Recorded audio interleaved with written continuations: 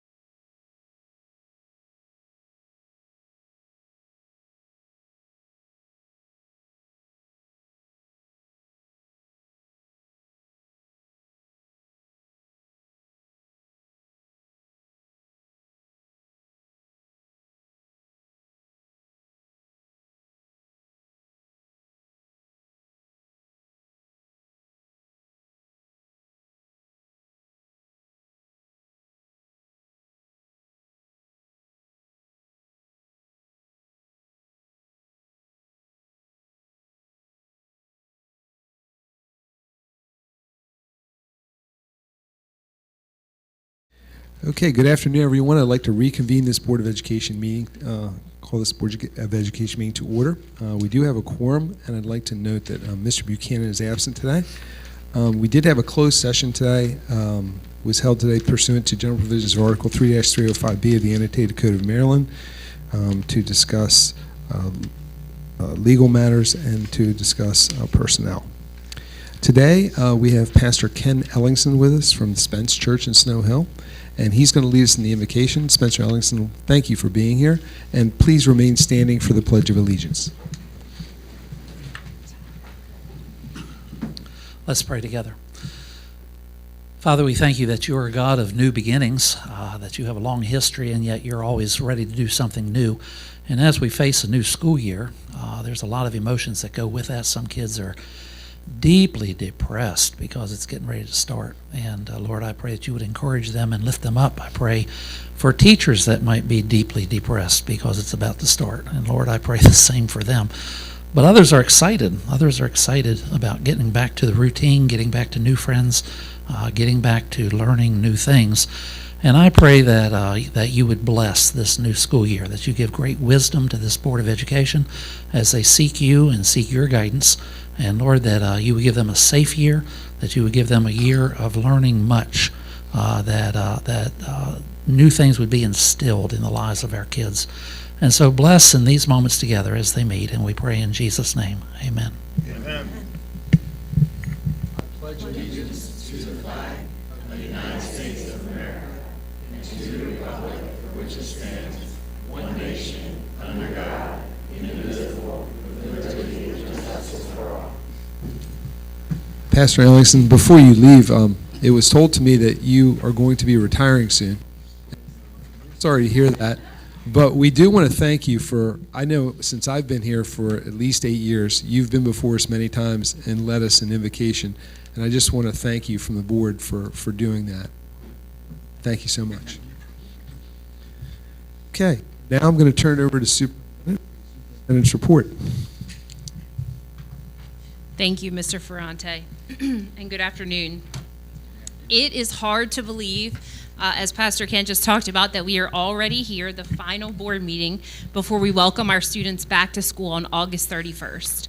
Across Worcester County Public Schools, there is an unmistakable energy building as classrooms are prepared, new educators join our team, and our schools get ready to once again fill the hallways with students that we are so privileged to serve. Before we look ahead, I want to take a moment to celebrate some exciting news about the incredible work of our students and staff. As many in our community have already heard, the latest MCAP results once again place Worcester County Public Schools at the top of Maryland in both English language arts and mathematics. Nearly 70% of students achieve proficiency in ELA, more than 18 percentage points above the state average, and nearly 49% of students reach proficiency in mathematics, more than 21 percentage points above the state. There are truly some remarkable stories within those numbers, and you will hear much more about that during the full presentation later this afternoon. But as proud as we are to lead Maryland, we also recognize that MCAP is only one data point in a much larger story of our students. We will celebrate this success, learn from it, and continue pushing forward because our work is not complete until every student has the opportunity and support to reach their full potential. The commitment to our future also extends to the people who stand in the front of our classrooms. Last week, we officially announced the launch of Maryland's first MSDE-sponsored teacher-registered apprenticeship program, and I will say it's about time because it's an idea that my staff has been talking about for about 20 years. So we're very excited about this initiative, which will welcome a cohort of 15 WCPS employees into an innovative earn while you learn pathway towards teacher certification. Even more special is that 11 of those 15 apprentices are graduates of Worcester County Public Schools. This is grow your own in its truest sense. These are individuals who know our schools, already serve our children, and already understand what makes Worcester County such a special place. Through our partnership with MSDE, Notre Dame of Maryland, and our associations, we are removing barriers and creating a pathway for talented members of our team to become the next generation of Worcester County teachers. I could not be more excited to see where this journey takes them, and what an opportunity. I also want to recognize 3 remarkable young people who recently reminded a room full of adults just how powerful student voice can be. I want to personally recognize Lydia Serrano, Christina Etch, and Tucker Knock. Together, they delivered their Skills USA award-winning presentation on the dangers of human trafficking at our WCPS Safety Conference before approximately 100 school administrators, law enforcement, and emergency service partners, as well as Worcester County officials. Standing before that audience was no small task, and they did so with tremendous courage, knowledge, and purpose. More importantly, they challenged all of us to pay attention to not just the STAR students, but to see every person around us, including those who may be particularly vulnerable, and to recognize the roles our schools play as communities of care. Lydia, Christina, and Tucker, thank you for using your voice to look out for others and for reminding us why it is so important that we know every student by name, strength, and need. And speaking of those who will know art and support our students, our newest educators have spent the last several days immersed in new teacher orientation. They kicked off 8 jam-packed days of professional learning on August 10th as part of what we believe, and I'm not just saying this, but it's because it's true, I'm not just being kind, has been one of the most robust and outstanding teacher orientation programs in the state of Maryland. These days are about much more than learning procedures and preparing classrooms. They are about helping our newest educators understand who they are, what we value, and the standard of excellence our students and families deserve. I want to specifically thank Dr. Chris Welch, who is here, Ms. Christy Clark, who is here, as well as Elizabeth Berry, who is also here. They're all 3 here. I had to take my glasses off, so I wasn't sure from a distance. For spearheading this year's program, along with many other WCPS staff members, community organizations, and partners who contributed their time and support to make our newest educators feel welcomed, prepared, and like they belong. And thank you again, ladies, for all of your leadership. You have gone above and beyond, and everyone has noticed. And now, with less than 2 weeks to go, the countdown is officially on. On August 31st, our students return, and I cannot wait to see them. Our executive team and members of our board will once again embark on our first day tour to visit all 14 schools and welcome students and staff on that first day. There is nothing quite like the first day of school. The buses arriving, the families taking those first day of school photos. Some adults are still taking first day of school photos. You'll see them with like their 7,000th first day of school photo for the older adults. Teachers standing outside their doors, and students reconnecting with friends and beginning a new chapter. This year especially, I hope that we remember that every one of those students walking through our doors brings a story with them. Our responsibility is to know that story, value that story, and help them write the next chapter. To everyone working behind the scenes right now to make August 31st possible, thank you. Enjoy these final days of preparation, and then let's welcome our students back with the excitement, care, and high expectations that they deserve. Here is to a great 26-27 school year. Back to you, Mr. Ferrante. Thank you, Dr. Wallace. And now it's time to welcome our student representatives. That month went by very quickly, didn't it? And you're back with us, and you're ready to start school on August 31st, correct? So today we're going to be starting with Savannah Pittis from Pocomoke High School. Savannah, you have the floor. Thank you, Mr. Ferrante. As we begin another school year, I want to take a moment to share some of the ways Pocomoke High School has been staying connected with our students, family, and the community throughout the summer, as well as what we have coming up. On August 5th, majority of our senior class and their families participated in Senior Warrior Day. This was an absolute great opportunity for our seniors to be thinking about life after school and connect with community partners, such as local colleges, military recruiters, and even other local organizations. These partners helped students explore their options far beyond just college through military and trades. Our school counselors also spent time with students talking about surviving senior year and making sure they know about the resources available to support them. We were also fortunate to hear from guest speakers from the Community Foundation and the Simmons Foundation. Most importantly, Senior Warrior Day allowed our students to hear from our guidance counselors, Ms. Crease and Ms. Lyons, with their experiences and advice as they prepare to help seniors. We also had a great opportunity this summer to bring our 3 Pocomoke area schools together for a community barbecue at the Stephen H. Long basketball courts. We had food, Kona Ice, basketball, community partners, and music from DJ K. It was simply a great way to connect and bring our community together over the summer. As we look ahead, we have a lot to be excited about. Today, on August 18th, we welcomed seniors for senior portraits. On August 20th, we will be traveling with our new teachers and their mentors into neighborhoods for meet and greets with families. We will also be giving away school supplies as we make those connections before the school year starts. On August 27th, we will welcome our new students and families during New Warrior Day. Students who are new to Pocomoke High School will participate in modules designed to help them prepare for their schedules and their time at Pocomoke High School. They will also have the opportunity to meet staff members who will support them throughout their high school experience. That evening, we will host our community back-to-school tribe time, or in simple, our open house. Students and families will have the opportunity to meet their teachers, receive free haircuts, connect with community partners and resources, enjoy a hot meal, and leave with a free watermelon, thanks to the generosity of our community partners.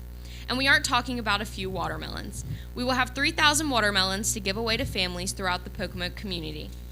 We will also be highlighting our school-based health center. With parent permission, students have access to this resource, which is operated by a nurse practitioner from Chesapeake Healthcare in our nurse's office. Then, on August 31st, we are extremely excited to welcome everyone back for the first day of school. Just a few days later, on September 3rd, we will hold our Club Rush event. Students will have the opportunity to learn about more than 20 clubs and organizations here at Pocomoke. Our goal is simple. We want 100% of our students plugged into something positive. On September 10th, we will have our 2nd annual barbecue event at the Stephen H. Long Memorial Courts, continuing the opportunity to bring our students, families, schools, and community together. On September 11th, we will hold our tribe induction ceremony. All new students and staff members will be randomly inducted into one of our 4 tribes: Vincere, Red Tribe; Integritas, Blue Tribe; Green Tribe; Fortis, the Best Tribe; and Elevare, Yellow Tribe. Finally, our fall sports season is already getting underway. We have had a record number of students trying out for fall sports, including field hockey, soccer, cross country, golf, and volleyball. We are excited to see what all of that preseason work will produce once our teams take the field and courts. On August 22nd, the field hockey team will have a closed scrimmage against Indian River High School at home. Volleyball will have their first game on September 4th against North Dorchester High School. On August 22nd, the boys soccer team will play away at Colonel Richardson, and on September 9th, cross country will participate in a race at Parkside High School. A lot is happening at Pocomoke High School, and what excites me the most is that so much of it is centered around connection. Connecting students with opportunities, connecting families with resources, and connecting our school with the community that supports us so dearly. On behalf of the students and staff of Pocomoke High School, thank you for your support. We look forward to starting off the school year strong while supporting students and the community. Thank you, and now on to Elena from Snow Hill High School. Thank you, Savannah. Good afternoon. As Snow Hill High School prepares to welcome students back for another exciting year, many of our students have spent the summer pursuing opportunities that strengthen their talents, leadership skill, and commitment to service.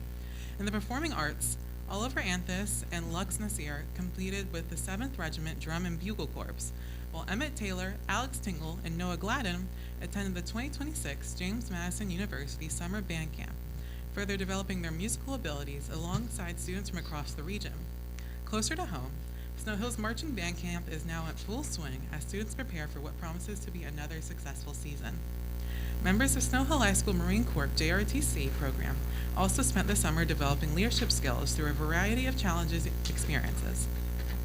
4 cadets, Lucas Basher, Olivia Flores, Michael Suarez-Apacheche, and Harish Shanholtz, attended the Cadet Leadership Camp at Outdoor Odyssey in Pennsylvania, where they participated in activities including whitewater rafting, rock climbing, rappelling, zip lining, and endurance challenges and critical thinking exercises. They worked alongside cadets from across the country and abroad while learning from Marine Corps JRTC instructors and United States Naval Academy midshipmen. The cadets also visited the Flight 93 National Memorial. Closer to home, the program hosted a first-year cadet minicamp for 8 rising freshmen focused on teamwork, competence, leadership, and military drill, culminating in a trip to the Dover Air Mobility Command Museum. Marine Corps JRTC cadets also contributed approximately 45 service learning hours throughout the summer and provided the color guard for the Blessing of the Combine ceremony on August 1st. The program will continue its community service efforts by supporting the Iron Furnace 50 charity bike ride later this month. Supporting these accomplishments, Master Gunnery Sergeant Javelin completed his required 5-year instructor recertification, and the program welcomed Gunnery Sergeant Alan Greggs, a 20-year-old Marine Corps veteran and former drill instructor, whose experience will be a tremendous asset to Snow Hill High School in the MCJRTC program. The Snow Hill High School Counseling Department has been equally as busy preparing for the new school year. Our counselor team have worked extensively on student schedules, ensuring students remain on track for graduation while assisting with dual enrollment opportunities through Warwick Community College and Salisbury University. The department also hosted Senior Soar Day, featuring an opportunity fair with colleges, businesses, and community partners, along with a presentation outlining key information for seniors as they prepare for graduation and post-secondary planning. In addition, counselors have been preparing for Freshman Focus and Freshman Orientation, and look forward to welcoming both new and returning students for another successful school year. As preparations for the academic year continue, Snow Hill Athletics has launched its fall season with 134 student athletes participating across programs. The boys soccer team returns as the defending regional champions, while the girls look to build upon last year's regional final appearance. Strong participation numbers in football, volleyball, cheerleading, golf, and cross country reflect the continued growth of Snow Hill Athletics, and the addition of unified tennis expands opportunities for students to compete and represent their school. Behind these programs is a dedicated coaching staff committed to student success. Coaches recently renewed their commitment to excellence through the annual coaches meeting and participated in the book study of Legacy by James Kerr to strengthen leadership and culture across the department. In addition, student athletes and coaches will continue their commitment to do one more, serving breakfast twice a month at Halo Ministries, reinforcing the athletics department's belief that all leaders serve. None of these accomplishments and preparations would be possible without a dedicated staff members who work behind the scenes each day. We would like to extend a special thank you to our head custodian, Mr. Kosar, and the entire custodial team for their outstanding efforts throughout the summer in preparing a clean, safe, and welcoming environment for students and staff. From accomplishments in the performing arts, leadership development to academic preparation, community service, athletics, and the work of our dedicated staff, Snow Hill High School continues to demonstrate a committed to excellence, growth, and service. We're excited to welcome students back and look forward to another outstanding year as we continue to soar higher together. And on to Worcester Tech. It has been a great summer at Worcester Technical High School. We closed out June with 2 exciting career and technical student organization competitions. FFA traveled to McHenry, Maryland to compete in the state competition with students placing 1st and 3rd in food science technology, and our team competition in AG issues taking 4th overall. Our Skills USA team visited Atlanta, Georgia to compete in the Skills USA National Competition. 13 students finished in the top 10 in the nation. We're extremely proud of our students, and we appreciate our dedicated CTSO advisors. In July, over 100 students across Worcester County attended one of or both of our STAT Camp sessions. Students could choose 2 programs per session. A variety of program options were available, ranging from AG Science and Carpentry to cosmetology to laser cutting and digital audio production. With busy family summers, we are pleased to see overall attendance rates above 80%, where the average attendance per student attended 7 out of 8 days. One parent emailed the principal stating, "My son had an amazing experience throughout the program. He genuinely enjoyed every class he attended and came home each day excited to share what he had learned. In fact, before the program was even over, he was already asking if he could attend again next summer, which I fully intend to have him do." Worcester Tech was happy to host several professional learning days. Leaders across our great county came to attend either the SAFE Conference, Safe and Supportive School, and the A&S Kickoff. We are currently hosting new teacher orientation, and there is a lot of amazing energy amongst our new hires who are so excited to be a part of the Worcester County Public School system. We look forward for an amazing 2026-27 school year. Worcester Tech will host an open house for students and parents on Thursday, August 27th from 10 to 2. Worcester Tech thanks the Board of Education, Dr. Wallace, and the executive team for their continued support of our staff and students. And now on tomorrow with Stephen Decatur. Thank you, Elena.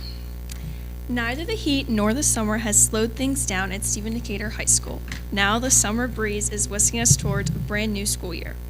First, we'd like to start by congratulating our 112 students, 15 more than last year, who achieved the various levels of College Board Advanced Placement Scholar Awards. These distinctions are given to students who achieve passing and high scores on multiple advanced placement examinations. We are proud of their accomplishments and look forward to hearing about our big future honorees as well. Secondly, we are excited to announce for the first time publicly that we have been voted Coastal Styles Magazine's best school for a wonderful 6th year in a row. Additionally, we share these accolades with Mrs. Fenzel-Murgott, who is voted best teacher. We'd like to thank our surrounding communities, staff members, students, and families. These honors would not be possible without their support. Looking back on July, we had a very successful summer academy that included the enrichment and academic programs of Far Out Art, Ready, Set, Charge, Freshman Academy and Mindful Management, SAT Prep and School Links Orientation, and academic support. Through the 5 weeks, students set short and long-term goals, developed personal mantras and resumes, sharpened creative, problem-solving, and critical thinking skills, demonstrated foundational coding skills, created fabulous Galaxy-inspired art pieces, read and analyzed both informational and fictional texts, mastered math concepts, practiced basketball, cornhole, and table tennis, made friends, and had a lot of fun.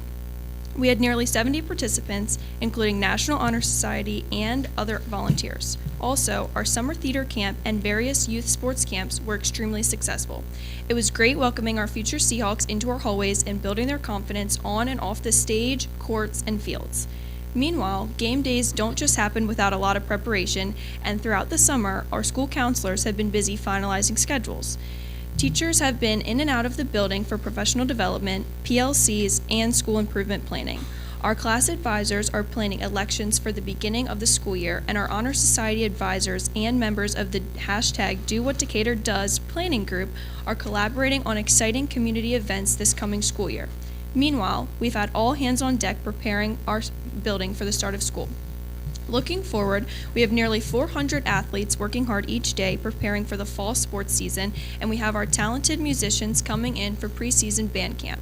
We are also excited to welcome our new staff members to our buildings.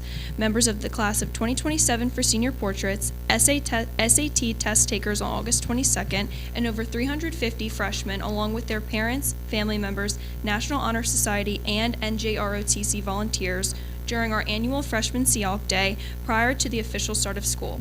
Last but not least, we are thrilled to welcome our Decatur Nation community into the building during our back-to-school events. On a final note, we want to give our special shout out to our custodians who have all worked tremendously hard to shine our hallways and are ready so that they are ready for students on August 31st. We can't wait to see our students back in classrooms and walking our hallways. Now back to you, Mr. Ferrante. Turn my mic on. There we go. Thank you, Elena. Savannah, we're glad you're back. Enjoy the first day of school. I always get the bad mic. I think it's a setup. But thank you again. You guys have taken this role like professionals, and you're doing an outstanding job, and we're happy to have you here. So thank you. And now I'm going to look to Mr. Tolbert to review the blueprint report for us. Yes, thank you, Mr. Ferrante. This month's blueprint report is primarily informational. Recently, Dr. Brian Cook submitted to Worcester County Public Schools required forms confirming that the school system has met the $60,000 starting teacher salary requirement. In addition, Ms. Lauren Williams and her community schools team submitted the FY26 Community Schools Evaluation Report. I want to thank them both for their work in completing these important blueprint requirements. The Accountability Implementation Board, or AIB, has also recently shared that the NORC Blueprint Survey, which was distributed several months ago, has not yet received the level of participation anticipated. As a result, the survey remains open. Worcester County Public Schools will support this effort by redistributing the survey through our social media channels to encourage additional participation. At this time, we are unable to determine the response rate specifically for Worcester County. County level participation data will not be available until the survey closes and the final results are tabulated. Other Blueprint activities currently underway behind the scenes include our 3-year career counseling memorandum of understanding and FY27 budget. Dr. Brian Phillips is currently working with Warwick Community College and the Lower Shore Workforce Alliance to update the career counseling MOU and the associated budget, which are due in mid-September. That concludes the Blueprint update. I'd be happy to take any questions. that the Thank you, board Mr. has. Tolbert. Any questions, board, for Mr. Tolbert regarding the Blueprint report? Okay, seeing none, thank you again. And I'm going to turn over to Dr. Record for the school safety report. Thank you, Mr. Ferrante. As an information item, the August safety report highlights the 2026 Worcester County Public Schools Safety Conference. As noted in the superintendent's report, it was a very full day, full of essential professional development and training. Presenters from state agencies as well as locally from Worcester County delivered meaningful and practical information to our school teams, our administrators, our mental health providers, our law enforcement partners, and our emergency management personnel. It was a wonderful event and very, very meaningful. Additionally, preparations are underway for the new school year, including 2 new traffic signage safety measures in the Snow Hill area schools, as well as new strategies for increasing the safety and efficiency of dismissal traffic at Shaw Elementary School. These efforts were made possible through working partnerships with the Board of Education officials, administrators, our towns, municipalities, as well as our local law enforcement agencies, and all working together as solution partners. This concludes the August safety report. Back to you, Mr. Ferrante. Thank you, Dr. Record. Board, any questions for Dr. Record concerning the safety report? Okay, seeing none, thank you. And now it's time for our audience recognition. First and foremost, we do have some special guests with us today, and we're going to get to that shortly. But I do want to recognize we have Worcester County Sheriff Matt Crisfolli with us today. We have Chief Deputy Nate Passwaters, and we have Lieutenant Troutman, who's also with us. Thank you for being with us today. Now I'd like to ask, do we have anybody from the WCTA? And I see Beth out there, so I know she's here. Thank you, Beth. Worcester County Education Professionals Association. Hi, Chanel. How are you today? Thank you for being here. Doing great. Now, Worcester County Retired School Personnel. We were excited to welcome the teachers yesterday at Tech Center. Thank you, Helen. Thank you for being here. And any bus association, bus contractors, anybody from any SIACs, PTAs, thank you again for being with us today. We appreciate that. Okay. And now it's time for individual comments, public comments, all individuals. Excuse me, before I do that, we have a staff recognition for United Way of Lower Eastern Shore, so we'll be right with you, right back there.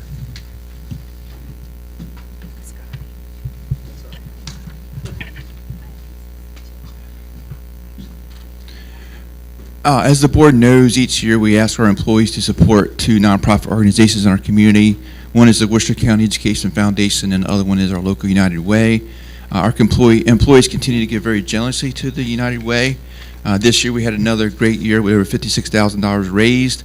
We continue to be, I think, either the 4th or 5th top workplace organization raising money on the Eastern Shore. Amanda Haley is here with the United Way. Do you want to say a few words before we recognize the schools, Amanda? Thank you, Vince. Thank you, Dr. Wells. Thank you, Mr. Ferrante. Thank you, everyone, for having us. Hi, guys. Welcome back to school again. So nice to see you. You know, when your seniors were talking about all the preparations for this upcoming year, I have a daughter who's a senior this year, not at Worcester, I'm really sorry, but she's at Y High, and she does some college planning sessions later this week, and so I'm kind of in my feels this year because it's going to be our last pictures and all of the things that go into senior year. So I'm already a little emo this morning with all of that as I prepare for that. But on another note, thank you for that, because not only do you do all the things you do every day throughout the school year, but you're also preparing in the summertime, and you also are going through extra roles through the summertime to prepare the seniors as they graduate and go out, and to prepare the incoming freshmen, and to get ready for your school year, and your job does not stop ever. And in addition to that, you also support local organizations, including our United Way. So Worcester County Public Schools is, I believe, number 4 of all of our workplace campaigns, so give yourselves a big whoop whoop for that one. Thank you. because that's phenomenal on top of everything that you have to do. So thank you so much for that. We have some good things that are rolling in for this year. So our Imagination Library program is continuing to grow. We have some new educational trails that will be implemented in some local parks and recs, so I'll let you know when those come up for Worcester County. We are working on a food truck initiative, so fingers crossed that we get some grants that we've applied for so that we can work with other partners in the area to distribute food. Martin Hutchinson in my office is part of the Lower Shore Food Policy Council and helps lead that with Lauren Anstead from Community Foundation. So we're working on some other direct programs and initiatives that can better service and serve our community. And with that, once again, thank you. Thank you for everything that you do. I hope you have a wonderful school year. I know that I will. And let me know if you have any questions, if you need us to come out to any of your community initiatives, if you need any Imagination Library information or any other information for your schools, for your students, for your families. I appreciate you all. Thanks, Amanda. I'm going to call out each school with the amount of money raised. If you'll come up and be recognized at the front, that'd be great. Snow Elementary School raised $1,548.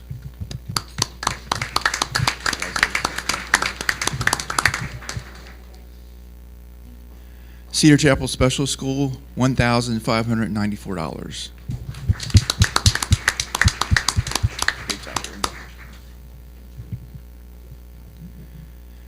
Stephen Decatur Middle School, $1,669. Thank you,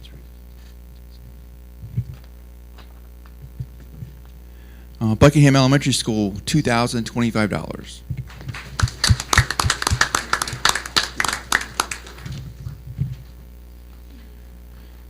Pocomoke Elementary School, $2,039.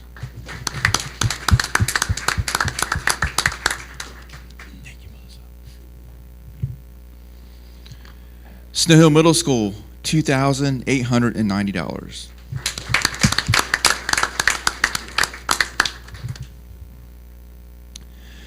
Worcester Technical High School, $2,980.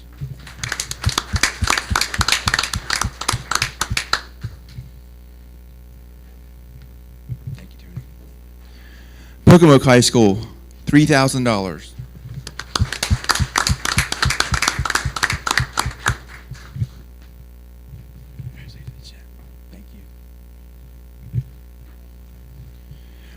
Ocean City Elementary School, $3,029.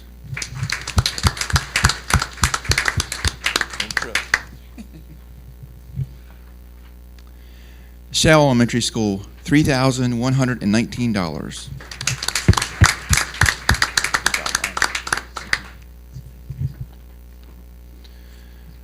Pocomoke Middle School, $3,340.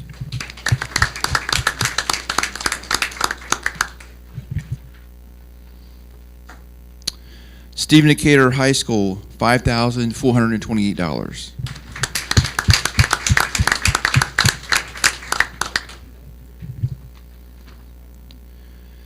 Berlin Intermediate School, $5,650.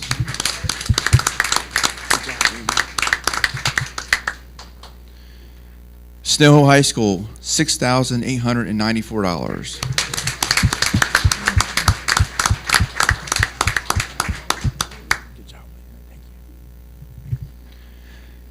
And last but not least is the central office with $10,120.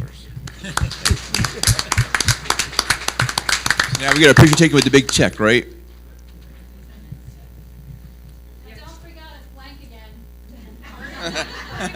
People in the front, like me. Yep, 2 rows. In case you saw the photo on Facebook, I'm a really tiny person in the executive team photo. So I'll be in the front, and then the other color people in the back. So go for it.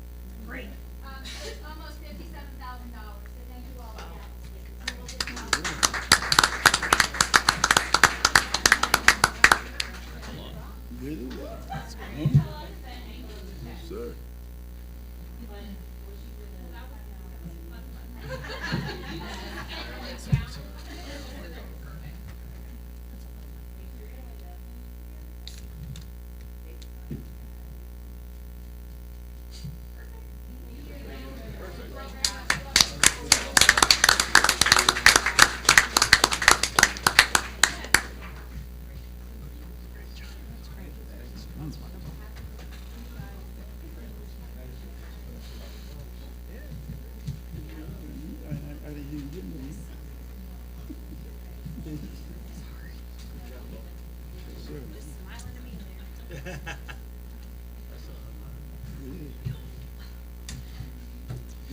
Okay, that was a great job. Thank all the high school principals for helping raise that money. It's incredible.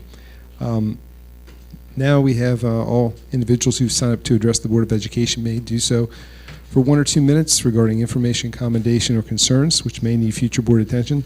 Concerns that are specific to an individual will not be addressed during an open session and should be directed to appropriate district personnel for investigation. When you're called to address the board, please state your name and address for the record. And the first speaker I have today is Blair Brown. Welcome, Blair. And just, yeah, it should flip up, and then you can speak right into that mic. Hello, Thank you, Blair. there we go. I'm Blair Catlin Brown. I live at 11006 Mumford Road in Bishopville. Good morning. My name is Blair Catlin Brown, and my family recently moved to Bishopville, returning to Maryland after a side quest up in Sussex County. After finishing up middle school at his current school, my son Gus will start at Stephen Decatur in school year 28. After working for Somerset and then Wicomico counties, I'm now a school social worker in Indian River School District, and I'm in leadership at the local and state level. I recognized a couple faces up here from Somerset when they got their certificates. I say all that to say that there's encyclopedia's worth of public education knowledge in this brain, and I try to be useful to my community.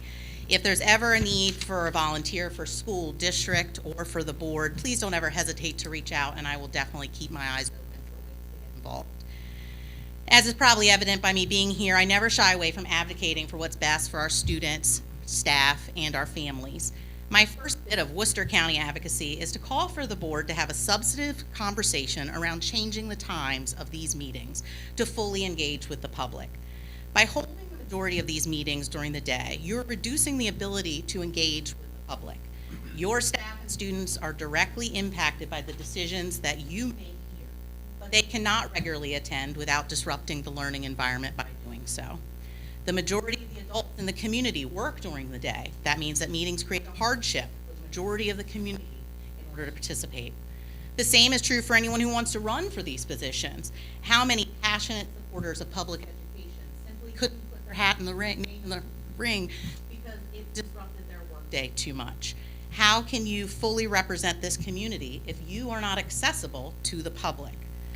Please explore a schedule next year that holds the majority of these meetings when the majority of those impacted are able to attend or devote time to the live stream. Additionally, I've added this bit after my experience this morning. The agenda says 10 a.m. I use the request to speak feature because I'm a little nerd and I like to do what I'm supposed to do. I got a confirmation email that said 10 a.m. Because I'm a bit of a public education wonk, I understood what closed session means. But I erred on the side of punctuality, and I arrived at 10 a.m. That included rearranging my family's schedule this morning, and unfortunately I have to leave in about 20 minutes to get to a doctor's appointment. It was very surprising when I walked in, and she was very nice out front at 12:30 to tell me that it started at 12:30. Again, that's nowhere on your agenda. It was nowhere in the email I received. It said 10 a.m. Again, I urge you to ensure that matters of this public board are welcoming and accessible to those who want to participate. Lastly, to slightly edit what one of my favorite shirts says, it is always a beautiful day to support public education. Thank you, and I'm very excited to be here, and I hope to be to as many meetings as my work schedule allows. Thank you. Appreciate it. Thank you. Okay. And the next speaker up is Dr. Tom Hamill.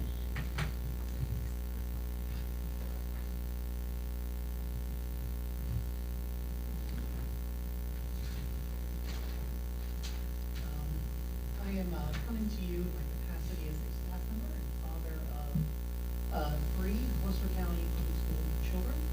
I live at 319 Common, Bond, Salisbury Road. My name is Tom Hamill. I ask that you please accept the following comments regarding the proposed revisions to the social media policy. I want to start by saying that I do not believe there is any ill intent behind this policy. I believe the board is trying to protect students, employees, and the school system. And I understand why recent events may have made this feel necessary. My concern is not really about how this board would use the policy. My concern is about how some future board, superintendent, or administrator would use it. Terms like role model, public confidence, likely to impair, and even profane sound reasonable until we ask who gets to define them. What makes somebody a good role model? What damages public confidence? What counts as profanity? Those answers can change dramatically depending on a person's politics, religion, culture, or personal values. Today, those standards might be applied in a way that most of us consider reasonable, but policies outlive the people who write them, and that is where I work. A broadly written policy can become a tool for punishing speech that a future leader simply dislikes. A conservative employee could be targeted by a progressive administration, a progressive employee could be targeted by a conservative one. Someone's political post, religious belief, vacation photo, or even expletive use could suddenly be characterized as inconsistent with being a quote-unquote role model. I do not think that is what anyone here intends to do. But good policy should not depend on good intentions. I would ask the board to narrow this language and tie discipline to something concrete. Threats, harassment, student safety, confidentiality, actual disruptions of school operations, or a demonstrable inability to perform one's job. Protect the school system where it needs protection. But when it comes to employees speaking as private citizens, I hope we will err on the side of freedom. Because the best safeguard against someone who someday who might use this policy badly is to make sure we do not give them that power in the first place. Thank you. Is there anyone else wishing to speak today before I close the public comment? Okay, seeing none, the public comment is now closed. And folks, board members, I'm going to jump to 9.2 because the sheriff and Chief Deputy and Lieutenant Troutman have some places to go. So if we jump to 9.2, sorry to do that to you. We have a memorandum of understanding between the Worcester County Public Schools and the Worcester County Sheriff's Office. Sheriff Crisafulli is here. Before I go forward, I need a motion and a second to approve that policy as written. Excuse me. Yep. Motion. Motion by Dr. Andes, and a second by Mr. Gordy. All in favor? Aye. Any opposed? Okay. Now we'll come down. We're going to sign it.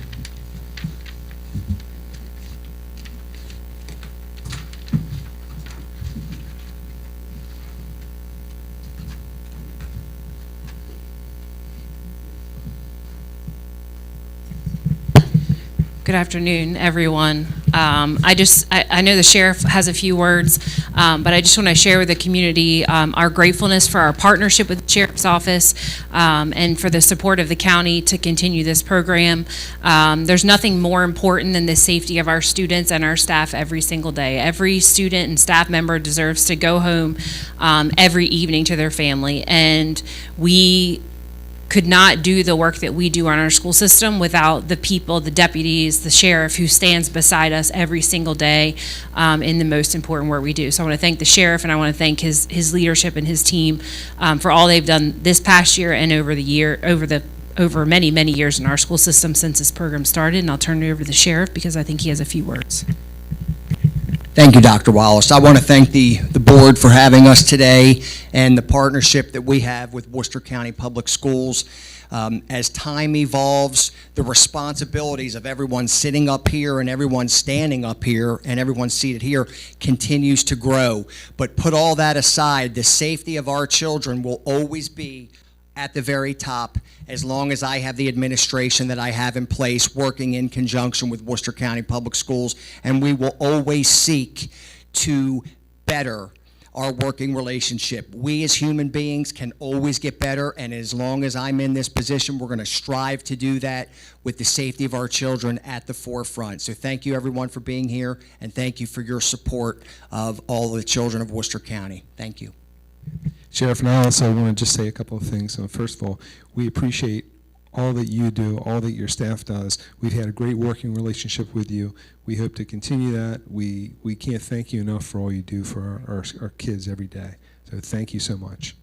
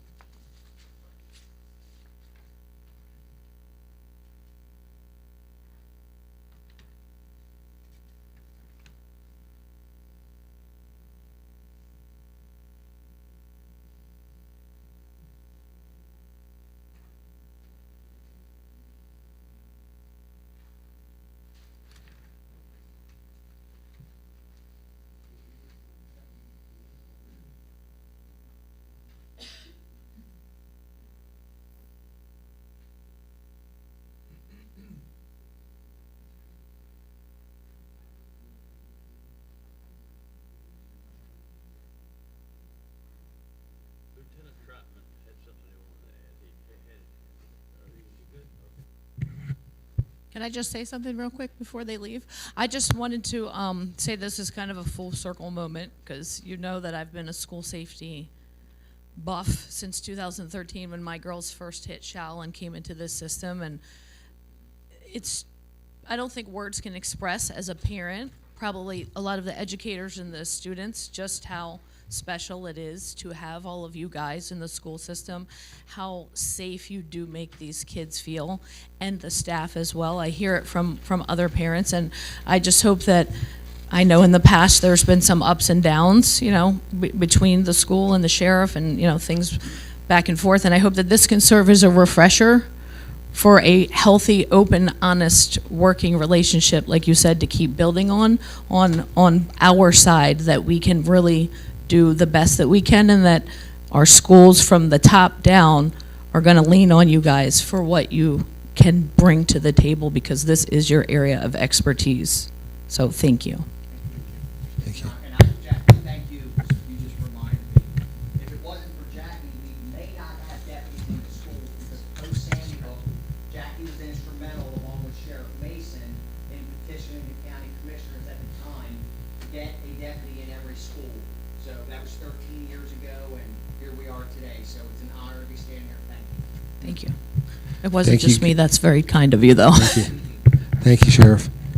Okay, so, Board, I'm sorry I had to jump ahead, and the Sheriff had to be somewhere with the Chief Deputy. Thank you, gentlemen, for being here. Lieutenant Trauman, thank you. So now I'm going to move to the consent agenda, and as the Board has an opportunity to review the consent agenda, does anyone wish to have anything pulled from the consent agenda? Do you have any questions? We do have some department heads here to answer these questions if we see need forward. Dr. Andes? I don't have anything to pull from the consent agenda. Mr. Tolbert answered all of my questions. But I just want to say thank goodness we're finally getting air conditioning in the gymnasiums at Snow Hill Middle and Pocomoke Middle. So thank you, team. Thank you, county commissioners, for funding that project. It's long overdue. In my past life, I tried to get it done, and I failed. So those who made that possible, I thank you, because that space definitely needs air conditioning at Pocomoke Middle School and in Snow Hill Middle School. And Berlin Intermediate School is not on the list, so I'm sorry, but at some point in time, Berlin Intermediate School is going to get a brand new school. So at that point in time, the air conditioning in the gym will be taken care of. Thank you. Yes. Dr. Wallace? Yes, thank you, Dr. Andes, for sharing that. And just for community knowledge, the BIS air conditioning unit was on our list. I'm looking at Mr. Slacum for approval, and I suspect we are very gracious. The commissioners gave us funded a ton of our projects, so that was wonderful. However, that was one project that was not funded, and I suspect, I haven't talked specifically with them, but I suspect it was because of the construction that is on the horizon that we're in the process of working on right now. So I just did want to clarify to our community that we did ask for that as well, but that wasn't funded at this time. Thank you, Dr. Wallace. Okay, Board, seeing that there's nothing to be pulled from the consent agenda item, I need a motion and a second to approve today's consent agenda. So moved. Motion by Dr. Andes. Second. A second by Ms. Cutliff. All in favor? Aye. Any opposed? Thank you very much. Okay, moving forward, now we're going to jump to 8.1, and I'd like to turn the curriculum instruction report over to Ms. Sills. Thank you, Mr. Ferrante. So each year we take time to provide the board with updates on our MCAP results and take a closer look at how Worcester is performing both locally and in comparison with the state. We have Dr. Tom Hamill, our Coordinator of Research and Student Information Systems, along with Mrs. Jennifer McDowell, our Local Accountability Coordinator. They shared last year with you, and they are back today with our 25-26 updates. In addition to walking us through the latest data, they'll also share how we use these results to inform our instructional work and give us a brief look at MSTAR, which is the new state assessment system. Dr. Wallace did share some highlights during her remarks, and I know we are looking forward to hearing more. So with that, I will turn it over to Dr. Hamill and Ms. McDowell. All right, good afternoon. Here we are again. Yes. New scores, kind of the same story. Based on earlier, I got a message that they couldn't hear you, so you're going to have to just put it very, very close to your mouth. Like this? Too close? Not You think that might be a little too much? No, I actually probably just need to turn it on. Yep, will do. Okay.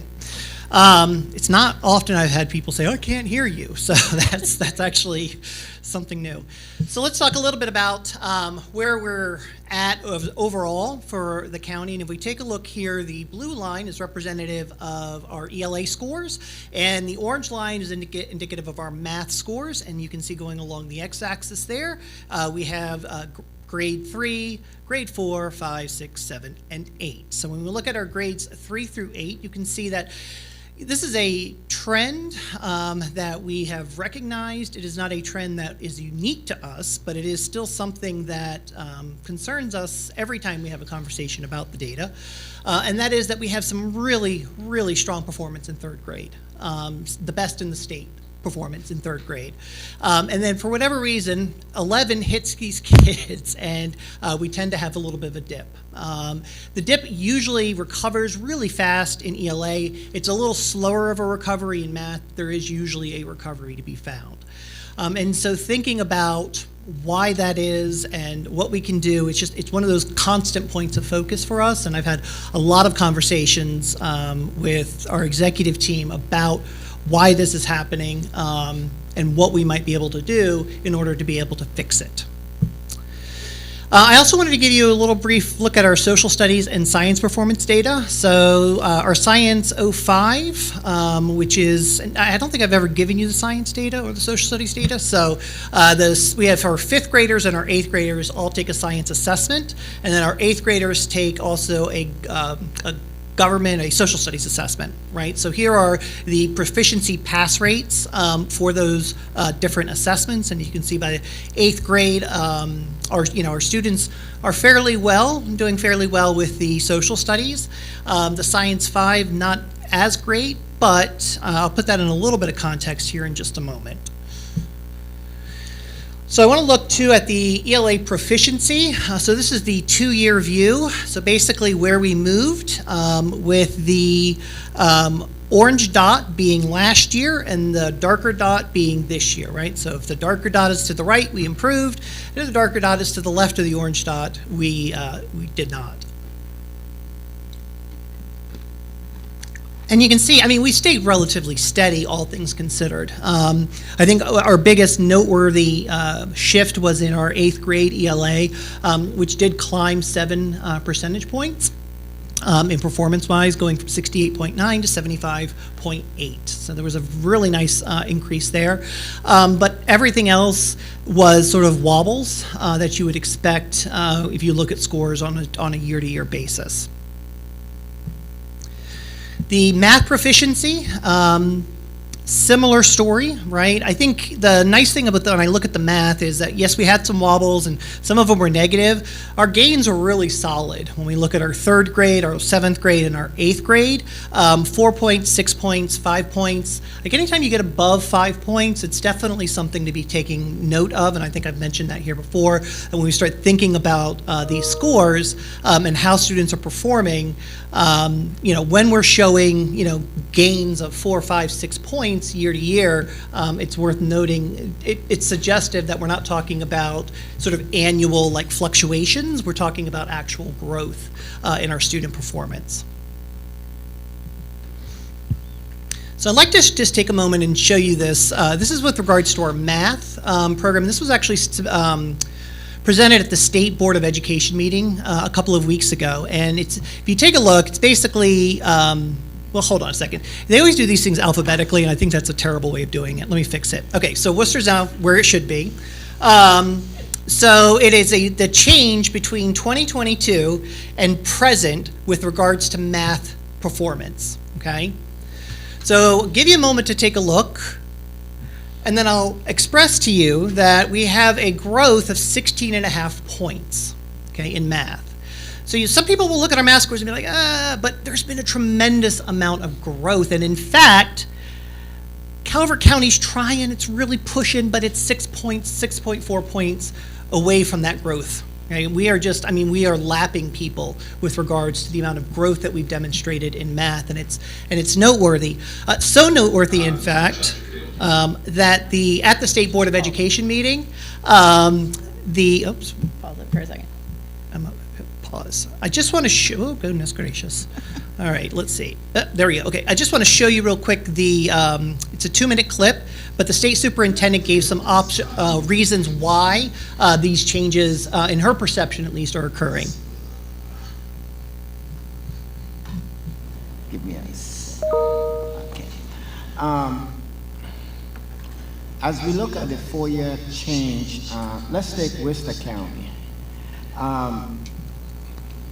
Is there something unique about this area with such a big change that you kind of address? Well, I'm going to give a real prop to the new superintendent because she is data-driven like no other. She has it down to the individual student that's not proficient by grade level. She's got a plan for every single student that's not proficient, and she monitors this data on a constant basis. So that level coming from the top, I'm sure sends a very powerful message to the principals around the fact that the data are being monitored as closely as they are, and children are being monitored as closely as they are. So the essence to me about improvement is that you've got to be able to identify children by name. It's one thing to look at a subgroup, but you've got to then dig into that subgroup and say, what does this particular child need in order to be able to meet the needs of that particular child? You can't just do one intervention or one size fits all. So I really have to give a lot of credit to the hard work that's going on in that district, and a lot of credit to the superintendent. Okay. And then in that case, is there some lesson learned that we can use? Oh, absolutely. And she shared that. I remember when she was here for the LEA, she talked about that, in her LEA presentation to the board. And I'm sure that her colleagues are calling her and asking her how that's being done, because she's getting the results, but she is on it like every single day. And I think that's just a lot of credit that she deserves for that. But she's sharing this amongst her peers as well.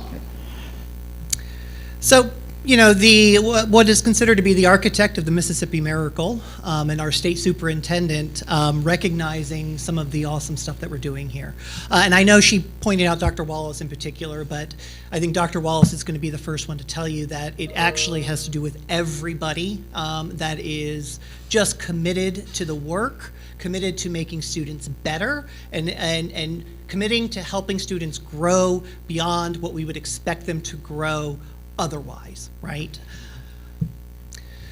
Okay, so moving on, we're going to look at our ELA year-to-year comparisons. And so this is the ELA 10, and you're actually going to see this is broken up in a couple of different ways. There's the overall, right, which is everybody in the same pot, and then there's our first-time test takers, and then we have repeat test takers. And one of the things I'd like to point out about Worcester is that we are aggressive retesters. And so what ends up happening is when you start looking at, like, where did we rank, ELA 10? Well, we might rank 10th or 11th, but part of that is because we are aggressively retesting. And in those retestings, you can see we don't have a tremendous pass rate, right? 39% across all high schools, but that's 12 kids, right, who before were not demonstrating proficiency in ELA 10, we're not demonstrating a minimal amount of high school literacy proficiency, and now are. And so that's why we push, and that's why we are so aggressive with the retesting. And you can see that with math, we actually showed gains in Algebra 1, and this is just the high school math. This is not middle school math at all. None of the middle school Algebra 1 kids. And again, you can see that we're all agreeing. I mean, we demonstrated growth not only with our first-time test takers, but also with our repeat test takers, right?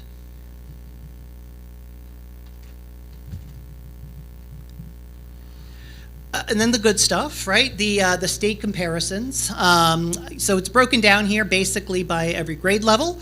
We were, of course, number 1 in the state with a 69.9% average proficiency in ELA. Carroll County was second with a 67.5, giving us a margin of 2.4 points. And you can see that the trend is for us to be number 1 or number 2, depending upon which grade level you look at. Of course, grade 5 again is that dip, right, that we know about and struggle with. However, when you look at us in any grade band, if you look at us 3 to 5, if you look at us 6 to 8, or if you look at us 3 to 8, we are number 1 in the state. Our scores are higher than any other LEA in the state. And mathematics, very similar story, right? First in grade overall, first in grade 3, first in grade 4. Margin in grade 3, I'll just point your attention to 10-point margin. So we're beating, not beating, it's not a competition. Our scores exceed Carroll County's scores by 10 points in grade 3. St. Mary's by 12.5 points in grade 7.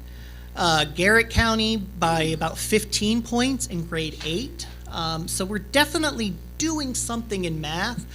In particular, I mean, I think all over, but in math in particular, that is really special and is yielding some fantastic results with an assessment that is really not, well, there have been questions about how well it's assessing what students actually know. The scores on that the math assessments in general have been relatively low across the state, especially when you compare it to ELA. And yet we've still managed to figure out where that growth is going to come from. And then with regards to science, I said I wanted to put it into a little bit of perspective. So that science grade 5, that 37.5% still puts us in the top half of LEAs in the district, or in the state. A grade 8 science, however, at 51.1 is actually number 1 in the state. So best 8th grade scientist.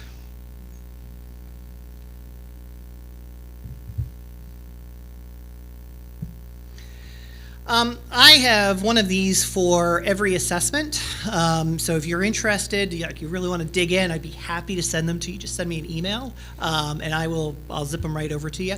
But this is basically, and I've showed you variations of this in the past, but this idea of looking at the proficiency rates and then looking at poverty, right? So as you go up, proficiency rates increase, and as you go to the right, poverty rates increase, right? And when every grade dot, or every dot, is a school in the state of Maryland who took the ELA 3, okay?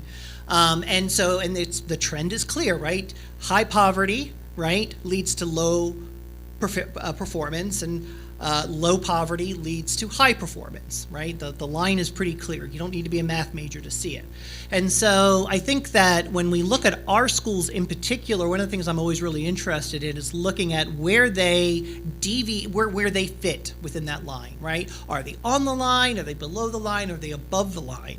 And I'm happy to say with all 5 of our elementary schools, when you look at ELA 3, and really the story's similar across assessments. I just picked out ELA 3 randomly. You can see that they all are at either the top edge of that range, or good old Pocomoke Elementary out there just sort of doing its own thing, right? Proficiency rates of almost 80% with poverty rates of almost 70%. I mean, it's one of those things, and I've said it before, and I'll keep saying it. I know other people have said it too. I don't understand why we don't have people just wanting to come in and sit in Pocomoke Elementary School and figure out what's going on, right? Because there's some secret sauce. Because a school system that can solve poverty, that's the game, right? We solve poverty. We have solved education. I think. I don't know. There's probably some other things out there, but it is the indicator of performance, and we consistently outperform that indicator. Do you have any idea? Did you do any means, and did you have a way to figure out how many standard deviations they would be away from the mean? I do have a way. Okay. I did not do it for this, but I didn't mean to put you on the spot. No, it's all right. But I can tell you, Pocomoke Elementary Pocomoke in general, elementary and high school generally run about 3 to 4 standard deviations. And if you're a math nerd, the probability of that happening is somewhere like 0.5%. Out of 100, right? So it's not something that's going to happen randomly, right? It's so outside the norm that there's obviously something going on there. I also wanted, and I don't think I've done this before, but I want to take a little bit of an opportunity just to talk to you, and this would be brief, and I'm not going to go over everything here, my super bubble stuff, but I wanted you to sort of understand how we use this data, right? And this is just one of the ways, right? We're always thinking about different ways of using the data, and obviously MCAP is just one measurement, but we've wanted to really think about, in particular, what we call our bubble kids, right? And I know my instinct, whenever I hear that, is like, but what about the kids who aren't bubble kids, right? And I can say to you that, especially on the lower end, we have very few students who score below a 740, right? The vast majority of our kids are 740 or above, okay? And so, and we have that group of kids that sits in that 740 to 750, and then that 750 to 760 range, right? And so we've called them our bubble kids, but it's occurred to me that that's a really large range, right? And so one of the things I've been trying to think of are ways to help identify kids on even more of a micro level, right? And so the state, when it gives us the MCAP files, gives us a measurement, which is the standard error measurement, right? You can think of it like when you're watching political polls, it's like the margin of error, like plus or minus 4 points, right? So every student's score has a margin like that, okay? It is the statistical, like, it could be this or it could be that, which essentially means that if I got a 749, right, the day I took the test, I didn't pass, right? But I have a margin of error of 4 points. You give me that same test on another day and I might actually pass it. Or I might do a little worse, right? But the idea here is that there is some randomness involved in that. And so the hope here is to identify those students who are what I'm calling our super bubble kids, right? These are the kids who are basically within the margin of error of either passing or failing. And I think it's important for us also to look at those 750s to the ones who are passing, because we know we have a lot of third graders passing the ELA 3 and fewer fourth graders passing it, right? So we know there's a drop off, right? So we want to be able to identify those kids who are really right at the edge. And when I'm thinking about these kids, I'm thinking about those tier 2 supports, right? These aren't necessarily our kids who are getting the tier 3, but they are the ones who are getting that initial intervention, that with just a little bit of a push, they get up over that line, right? And they're able to demonstrate that proficiency. And Ms. McDowell is going to talk to you about the next slide. So another one of the reports that we get is the evidence statements. So this is an analysis of the different standards that the students are tested on. This here shows us, as you can see, the blue squares are the state, the green is our district for Worcester, and then the orange triangle upside down there is our school. So as you can see, as our scores show, we are performing above the state just about in every standard that's being assessed.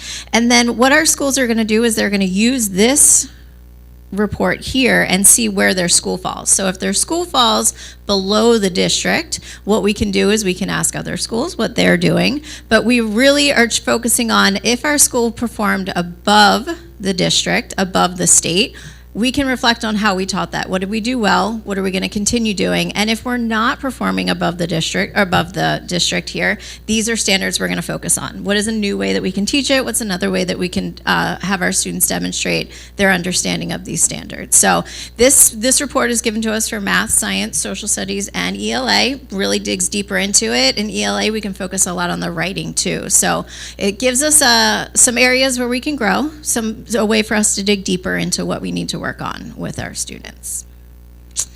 And then I'm going to share with you some new updates for the new school year. So once again, we are going to be starting a new assessment. This school year, we are transitioning to the Maryland System of Testing Academic Readiness. So instead of the MCAP, we will be taking the M-STAR assessment. However, this school year, we will only be taking that assessment for ELA grades 3 through 8. The assessment is not quite ready for our high school assessment that will be given in the winter months. So we are going to have a legacy MCAP. Our ELA and our math high school will still be called MCAP. Science and social studies will still be that MCAP version. For the 27-28 school year, all assessments will be in this new M-STAR format. Just a couple things about this test. It is going to have an updated test design. So right now, all of our ELA tests have been a multi-stage adaptive test format, and our math tests were an item-by-item adaptive format. So this is going to allow the math and the ELA to be a multi-stage adaptive test. All students will answer the same questions at the start, and then it will shoot them off to a different path based off their performance within that stage. There will be a shorter test length. which is really nice for us. Also really enforced was a universally designed testing experience. With the MCAP assessment, students that have accommodations have a fixed form, so their forms were not adaptive. And this new assessment, the new platform, is going to allow every student to have an adaptive testing format. So no one will be taking a different form unless they're taking a paper form. That will be the only difference. And then it also allows for an expanded item bank. So this stage adaptive is going to allow us to put in more items, and it's going to give us a more precision on their scale scores and allow us to help measure growth. So we'll be able to have more items to really kind of measure exactly where our students are. The test administration, the platform, is just going to be a better testing experience overall within the platform that we've been told. The best part is an earlier reporting. Now, for this first year where we have to do standard setting, our scores for our ELA math, grades 3 through 8, will not come back until early fall, fingers crossed, hopefully maybe late fall, once that standard setting is done. But after that, for the school year 27-28, our grade students in grades 3 through 8, we should have our scores within 28 days after the administration. So no later than June 30th, scores will be given back to us. We're gonna have an improved standard setting with this. The first year, we in Maryland use our educators to do the standard setting and scoring, so our teachers know what our students are doing and do a lot with that scoring there. And then the newest thing is a parent portal. So they're also gonna have a reporting part of this platform where teachers are gonna get access to their scores. Right now, administrators have to provide their teachers with their student scores from the past year, and this way educators will have instant access to their student scores, and it's also going to allow parents to have access. And eventually, as we continue through this test, parents will have a historical view of their assessments as well. So I'm really excited about that ownership and kind of seeing that the parents being able to see the story of their student as well.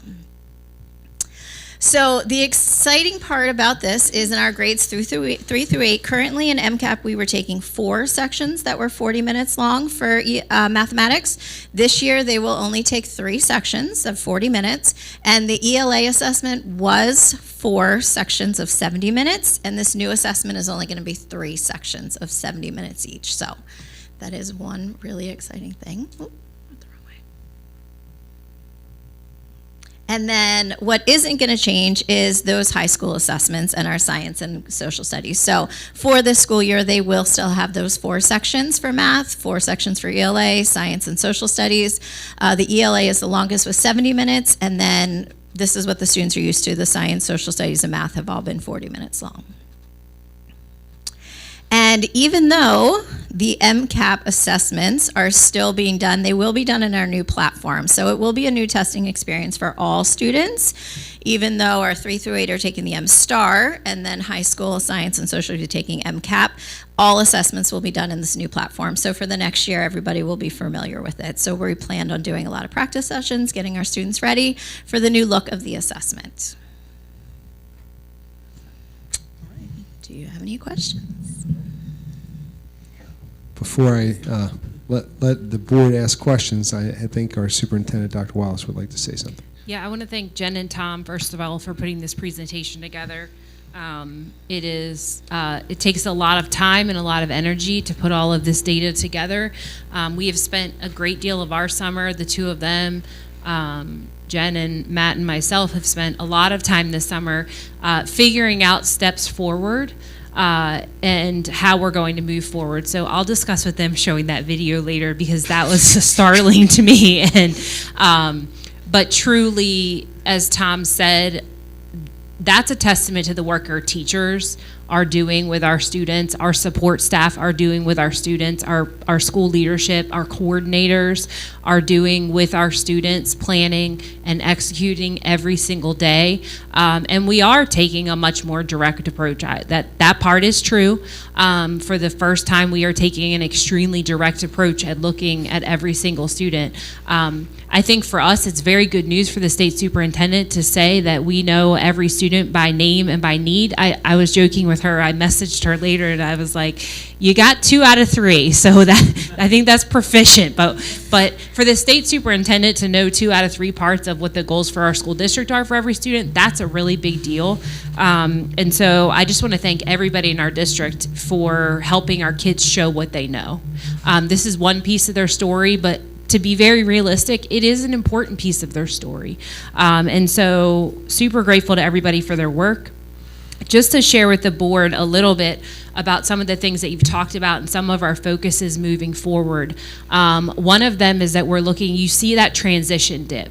You see that grade 4, which is transition dip. You see it smaller. That's because at our southern end in Snow Hill, those kids are transitioning from grade 3 to 4. And then you see that larger dip, which is when our larger school, BIS, when Buckingham, Ocean City, and Shao all come together at BIS. I want to give Pocomoke Middle School, and one of their administrators is here today, a big shout out. I had this conversation with all of our principals who had schools where kids were transitioning. I talked to them about next year looking at making some changes to Summer Academy and the format. And for the first time, students who struggle, instead of our Summer Academy, and we're working out all the details, but instead of it being right after school gets out, having it closer to when school goes back in. Because for the first time, and I have a personal experience with it, every day I have someone that I love very much who goes to Worcester County Public Schools who goes in and struggles, and I imagine a world where for the first time in his educational career, he might go to Summer Academy, which he is sitting in right now at Pocomoke Middle School.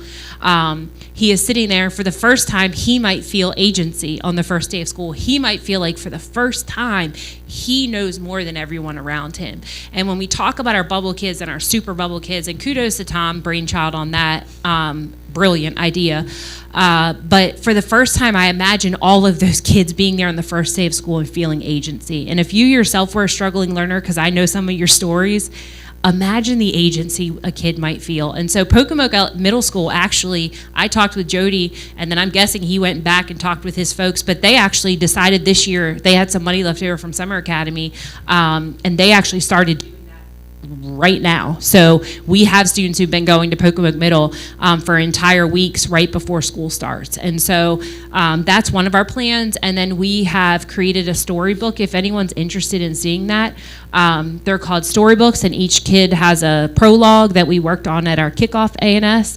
And then every month principals are going to bring those binders back, and they're going to have those kids that we looked at right there in those binders. And with the teachers, they're going to write the kid's story for the school year and come back every month at A&S and talk about those specific students, because we have this data at our fingertips to know exactly who is going to be successful and who's not, and that's the only magic we get the opportunity to make. Because when kids come in and perform the way they should, when Annette Wallace comes in and gets the score she's supposed to get, that's the score I'm supposed to get. That's not an extra value added to our education. And so we're really looking at ways to take and just tweak things like 1%. Like we only need 1% fixes to get to our goal of every kid being on grade level by grade 3. We're already doing a tremendous job. But the only way to do that is truly by looking at every single student, building on their strengths and meeting their needs. So I want to thank Tom and Jen. We have some other big plans I think they're going to be working on this school year, one of which was also Tom's brainchild. So I told him kiss his brain because it was so smart. It was very, very smart. But you'll be hearing more about that in the coming months and what our plans are and exactly how we're going to achieve our goals. Thank you, Dr. Wallace. Board members, any questions? Dr. Enos? I thank you, Tom and Jen, for your outstanding report, and thank you, Dr. Wallace, for your comments. I've lived through many iterations of state tests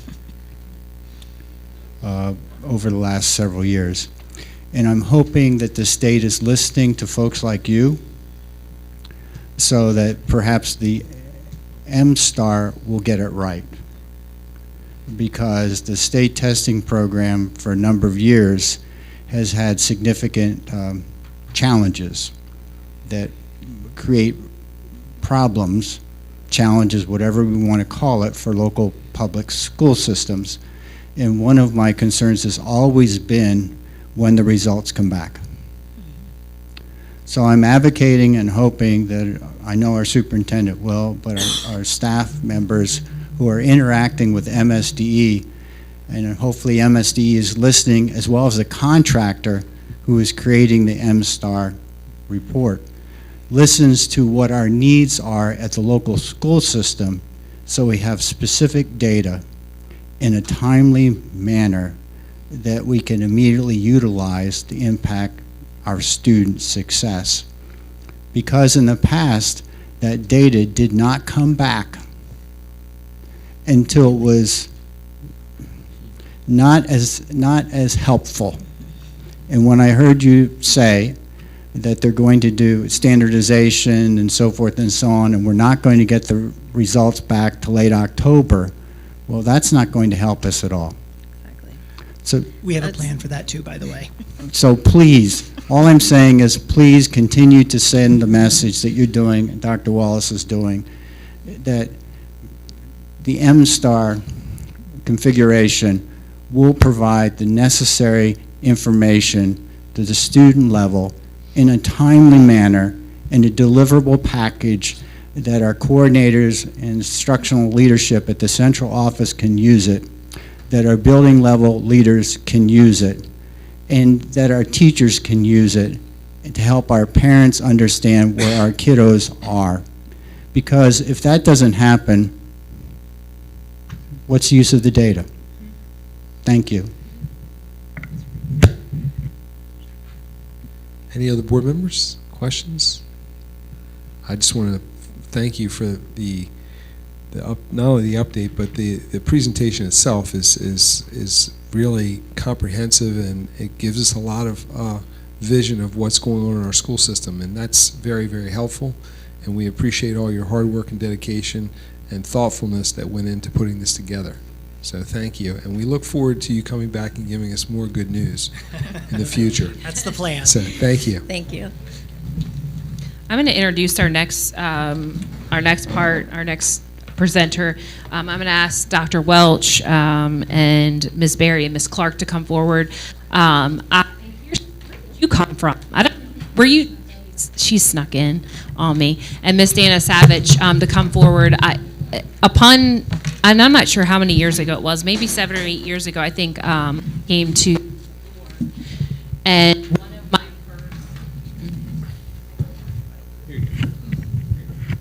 one of my first goals was for us to relook at new teacher orientation.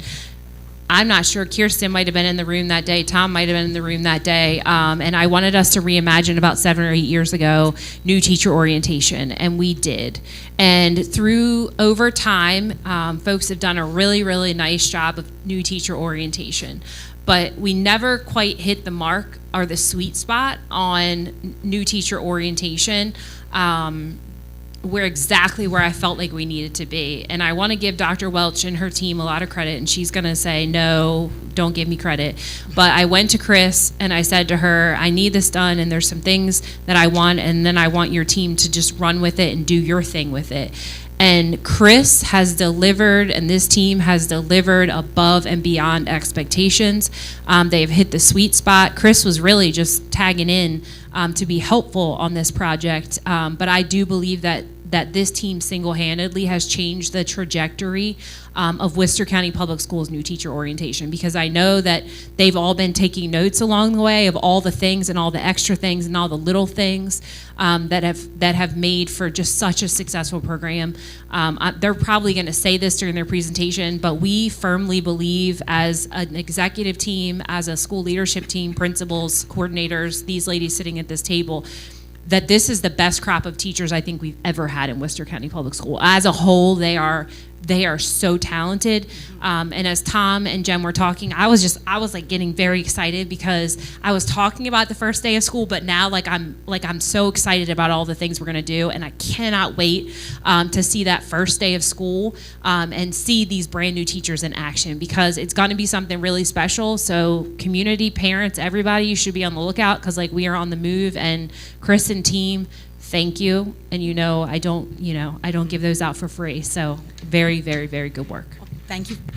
Thank you for those kind words, Dr. Wallace, and thank you for giving us the opportunity to share a little bit today about our new teacher induction and orientation program. Before I get started, this team is really what it is, a great team, and I'm just going to introduce them. Christy Clark from Stephen Decatur Middle, Elizabeth Berry from Pocomoke Middle, and of course Kirsten, who works here at the board as a coordinator of instruction.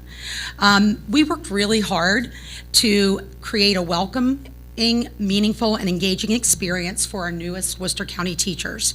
Our goal was simple. We want our teachers to understand what it means to be part of Worcester County, and Dr. Ross, this is the word you're looking for, and to feel the woo. We wanted it to be that experience.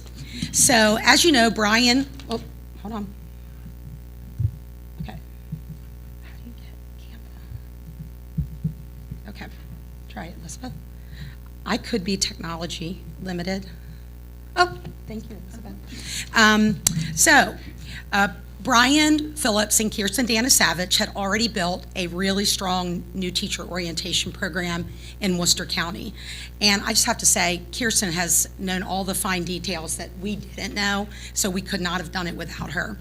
As our team began planning for the hiring class of 2026, our goal was to build on the strong foundation while making sure that every new teacher understood what it means to teach in Worcester County Public Schools, what we expect for our students, what we expect from one another, and the energy, relationships, and commitment that define Worcester County. From the very first morning, we wanted them to feel the energy. As teachers walked through the doors of Worcester Technical High School, they were greeted with a high-energy Worcester welcome. I'm beginning to call this person the official DJ of Worcester, DJ K, was spinning these celebratory tunes, while district and school leaders and members of the new teacher orientation team lined a black carpet, cheering, clapping, dancing, screaming, and welcoming each new teacher to Worcester County Public Schools. In fact, at times I felt like the new teachers were a little uncomfortable. Beautiful swag bags lined the black carpet, and the atmosphere immediately sent a message. We are excited that you're here. You matter, and you are part of this Worcester County family. After having their headshots taken by our wonderful Jordy Kuzak, teachers made their way to the ballroom where they enjoyed a hot breakfast together, prepared by Chef Phil and the culinary team. It was an opportunity to sit together, begin building relationships, meet district leaders and colleagues, and start their first official day in Worcester County, feeling welcomed and valued. That morning set the tone for everything that followed. Throughout new teacher orientation, our goal was simply not to provide information. It was to model the culture we expect our teachers, and this was the most important thing for me, that our teachers create for our students every single day. High expectations, meaningful relationships, engaging experience, a sense of belonging, and a little bit of woo, because Dr. Wiles told me that's what I brought to the table. So, sorry. With that being said, our 9-day teacher orientation program is carefully curated to meet COMAR requirements, which Ms. Danisavich is going to tell you more about in a few minutes, while giving our newest educators the tools, relationships, and support they need to be successful in Worcester County. Each day began with a welcome from either one of us or the executive team. Professional learning every day included Apple technology, conscious discipline, restorative practices, culture of care, classroom management, CEC 1, 2, 3, and 4, Kirsten, and content-specific learning. I have to tell you, one thing I love to brag about while I have the mic, I like the mic, everyone knows that. Kirsten did such a great job modeling strategies every single day for these teachers. She embedded them in all of her presentations. She presented a lot, and it was really inspiring for me as a colleague to see her do that. I also have to say that one of my favorite activities this week was our new to Worcester teacher panel organized by Ms. Tamara Mills and Dr. Jess McInerney. Panelists tackled the real questions and hot topics new teachers want to know about, followed by a Q&A. Throughout the 9 days, our focus is, well, it's not finished yet, it doesn't finish until Thursday, is simple. Meet the requirements, provide meaningful learning, build the best relationships, and help our newest teachers feel what it means to be a part of Worcester County. So we're going to go through this thing with you all. I am so proud of what we did this week. I think the team feels the same way. We've gotten a lot of great feedback, and we're going to recommend some revisions for next year. With that being said, I'm going to hand it over to Liz. Oh, it just starts. So as you can see, we wanted to make sure that they felt welcome and that our new teachers matter and that they belong, whether they're a brand new teacher to Worcester County and this is their first year of teaching, or whether they are a veteran teacher and they're just new here. And I think the excitement speaks for itself. So, we want to recruit and retain the best and the brightest teachers. An investment in our teachers is an investment in our students. So we want to make sure that they feel welcome and that they belong. As you know, first impressions are everything.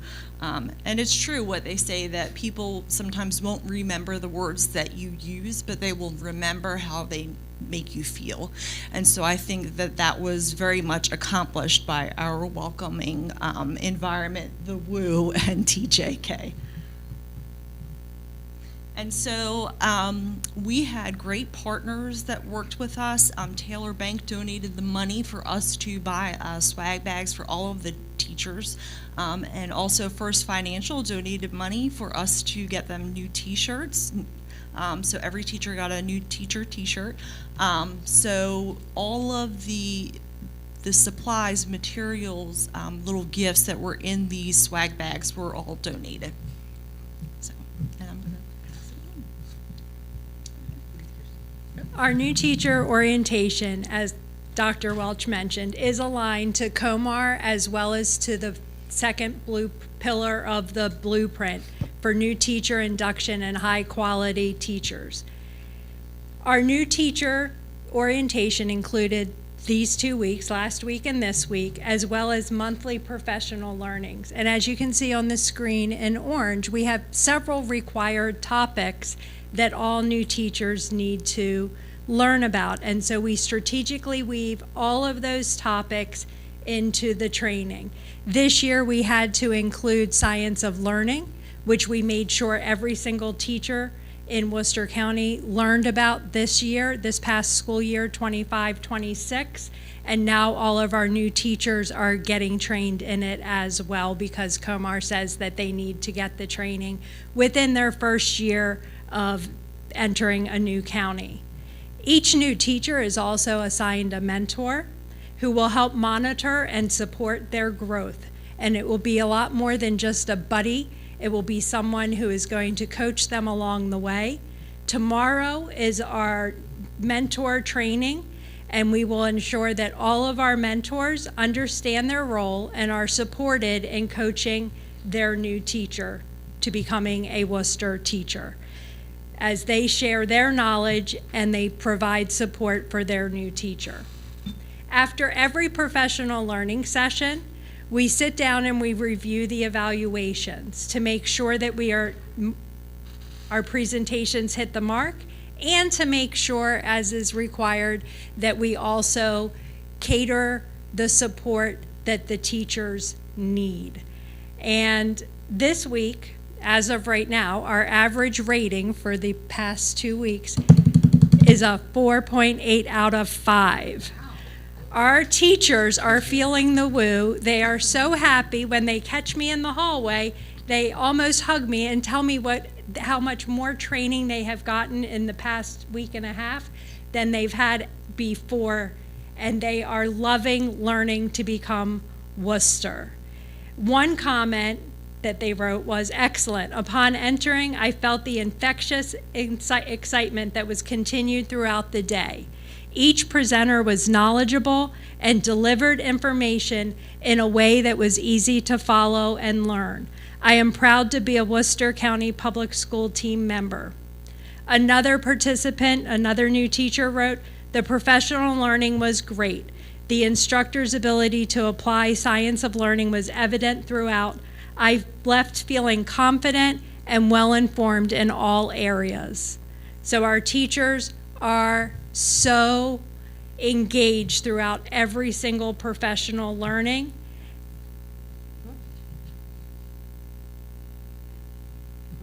And in addition to learning about the curriculum, technology, our high-quality instructional materials, our new teachers also learn about how teachers are evaluated in Worcester County.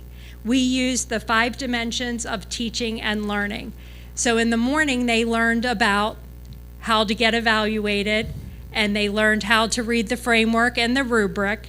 And then in the afternoon, they participated in a demonstration lesson on the science of learning. And they then, at the end of the presentation, they evaluated the presenter using the 5D rubric. This activity taught them content as well as best practices for teaching and learning that they can turnkey and use in their classrooms. You can guess who the presenter was for the science of learning. All right.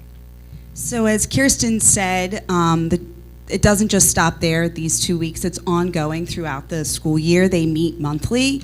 And the culminating activity is the 5D and Me. So the new teachers are kind of asked to create a digital portfolio to capture all the things that they do in their classroom around that 5D. So opportunities to build that culture in their classroom, to show engagement, to show when they use formative assessment, to show how they circle back to their purpose.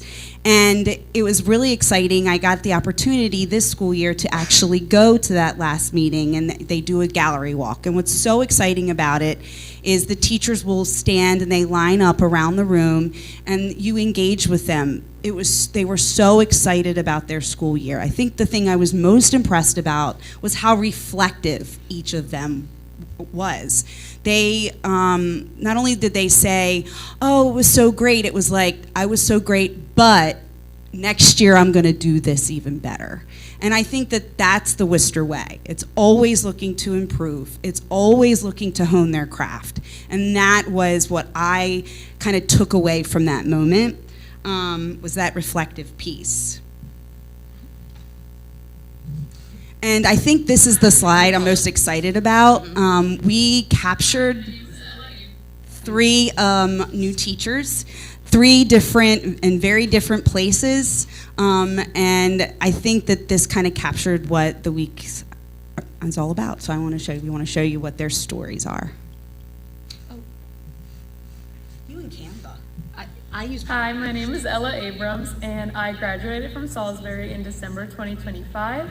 I'm coming from Wacomico County. I only taught half a year there, so I'm new to Worcester this year. I'll be teaching at Stephen Decatur Middle School, 7th grade ELA, and my experience at New Teacher Orientation has been amazing.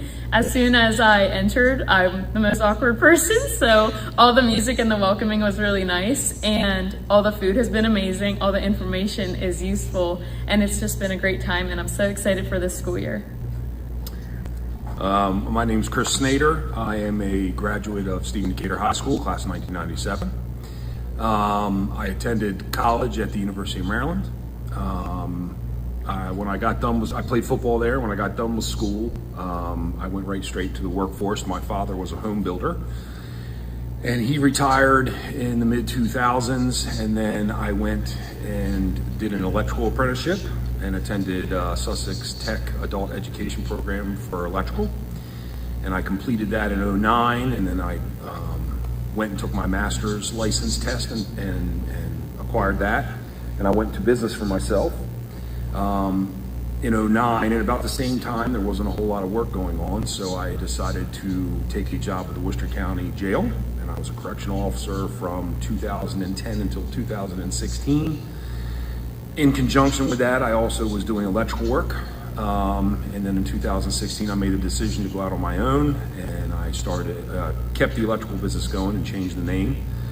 And about the same time, my father wanted to come out of retirement, and I then started a small construction company, and then ran those businesses till currently, and they are kind of running themselves, and I was looking for a different opportunity, and the electrical teaching position opened up here at Worcester Technical High School, and I applied and accepted, and I am really, really, really looking forward to it. My experience so far is I love the enthusiasm. Orientation has been great. Chef Cropper is doing his thing. I've known him a long time, as well as I've known a lot of people a long time. And I'm really looking forward to it, and I'm grateful for the opportunity. Hi, my name is Rashida Collier. I am born and raised in Pocomoke, Maryland, and I am a homegrown Worcester County native, and I am a new teacher now working at Child. My journey started from graduating Pocomoke High School, and then once I graduated, I left. I worked at Somerset County, I worked in Fulton County, and then I came back to Worcester County. My new teacher experience has been amazing. Just to be able to have the remarkable people, the support of all the educators, and seeing like all the teachers and all the staff line up just to welcome us, it gave me like a great feeling to be back, and I'm so glad I made the choice to come back. But the biggest takeaway for me of this whole experience is just the fact that I'm able to now pour back into the home that I grew up in. So it's home for me, and I love it here.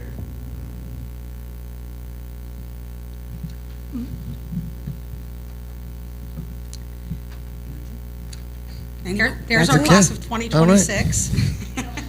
Unbelievable. Questions, board? Any comments? Dr. Andes, Mr. Gordy. Make sure you're speaking to the mic, sir. Thank you. Just a brief observation. When I was hired to teach school in 1996, one of the most important things I learned from new teacher orientation was where to park, not to offend a senior teacher. So you guys deserve an incredible amount of respect and kudos for the work you've done. This is really phenomenal, and we appreciate all of your hard work. So thank you very much. Thank you all. I had a similar experience, except I came back to teach it twice. And twice I got thrown into the classroom, and that was it. So I can't even begin to tell you how unbelievably important this is and how unbelievably precious it is to see. I'm so excited. Thank you so much. Tomorrow afternoon at 3 o'clock, First Financial's coming back, and they're giving away 2 $500 checks to Brian Phillips arranged this well before I clocked on, but they're going to come tomorrow, and they're going to be drawing, they have little tickets, it's all them, and they're going to be drawing 2 $500 checks. It's Wellness Wednesday tomorrow, so we have our teachers and our mentors there. So if anyone's available and wants to swing by, you could also help yourself to a little soft serve ice cream that Chef Phil's tempted us with all week long. And it has been really refreshing and I've taught Salisbury University last year, so I was kind of getting back with that a little bit. But it was really inspiring to see how passionate they were.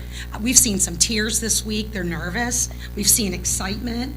I can't get over the maturity level. I think anybody that's presented to the group talked about the attentiveness and the professionalism of this group.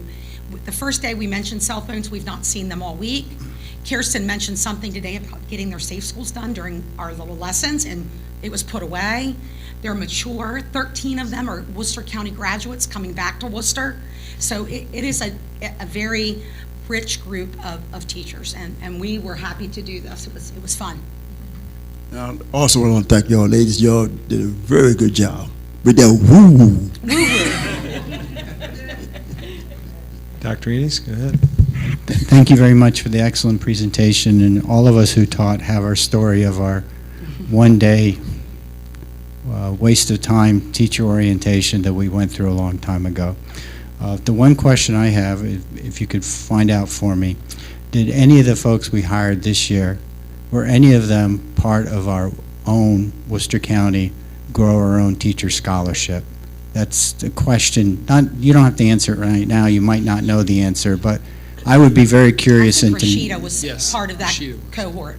Okay, so at We'll least find out. I'm just curious. Yeah. And I plan to stop by tomorrow for the ice cream. Thank you. Do it. There might be confetti cannons too, I don't know yet. And Dr. Wallace might be, so Dr. Andis, if you come, we can give you a confetti cannon to shoot off when the money's given. Yeah, make sure you take pictures. Look, he's not sure he wants that. I want to see that. He gave me the same look that Tom gave me this morning at 7:50 when I came in all with my woo. That's the look he gave me this morning, Dr. Andis. Any other board members? I just want to, again, I mean, you're setting the tone and setting the bar really high, and the expectation level when people come in, when they feel welcome, it just makes them feel like they're part of a team. And that's what you're doing initially when they get there, and that's how people thrive in their jobs. So I thank you for what you've done. I think it's incredible. I look forward to the improvements of next year. I'm sure it's only going to get better. We've got a lot of notes and reflections. More woo-woo. Yeah, woo. That's my number one leadership quality. Thank you. All right, thank you.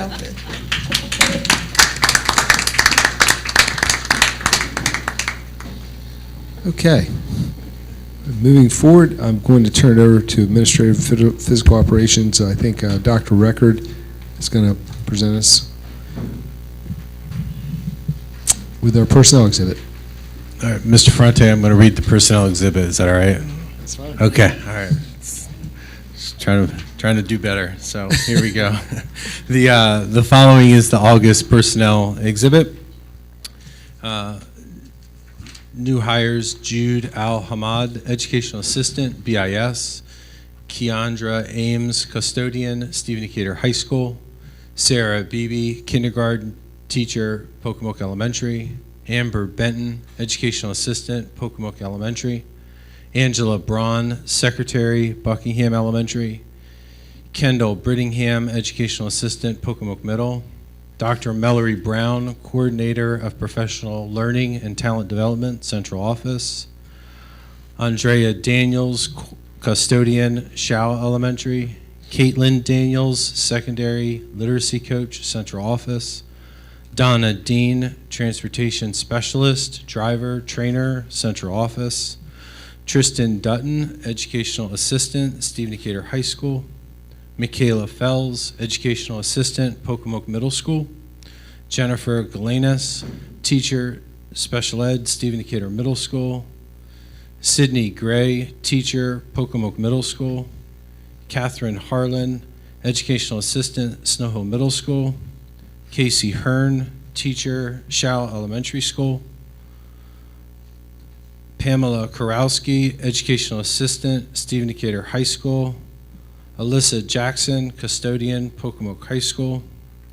Bethany McIntosh, Educational Assistant, Worcester Technical High School. Rebecca Petrowski, Speech Pathologist, Snow Hill Elementary School. Taikisha Ricketts, Educational Assistant, Cedar Chapel Special School. Cortasia Schoolfield, Educational Assistant, Pocomoke Middle School. Elizabeth Thornton, Educational Assistant, Stephen Decatur Middle School. Teresa West, Grant Specialist, Central Office. For promotions, Christopher Davis, Behavior Technician, Snow Hill Elementary School. Nicholas Genovese, Coordinator of Digital Learning, Computer Science, and Technology Education, Central Office. Martha Phillips, Title I Math Instructional Coach, Pocomoke Elementary School. The Superintendent recommends the personnel exhibit as presented and discussed and presented in closed session. Thank you, Dr. Record. Board, can I have a motion and a second to approve the personnel exhibit as presented and as presented in closed session? Motion by Ms. Cutlip, a second by Ms. McComas. All in favor? Aye. Any opposed? Thank you very much. Okay, now moving forward, we already did 9.2, so I'm going to go to budgetary transfers and Mr. Tolbert.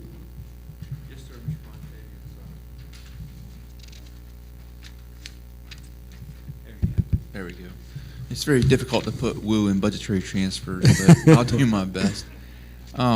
Each year, as part of our year-end process, we bring budgetary transfers to the board for their review and approval. There are two types of budgetary transfers. There are inter-category, which are transfers between categories, and intra-category, which are transfers within each category.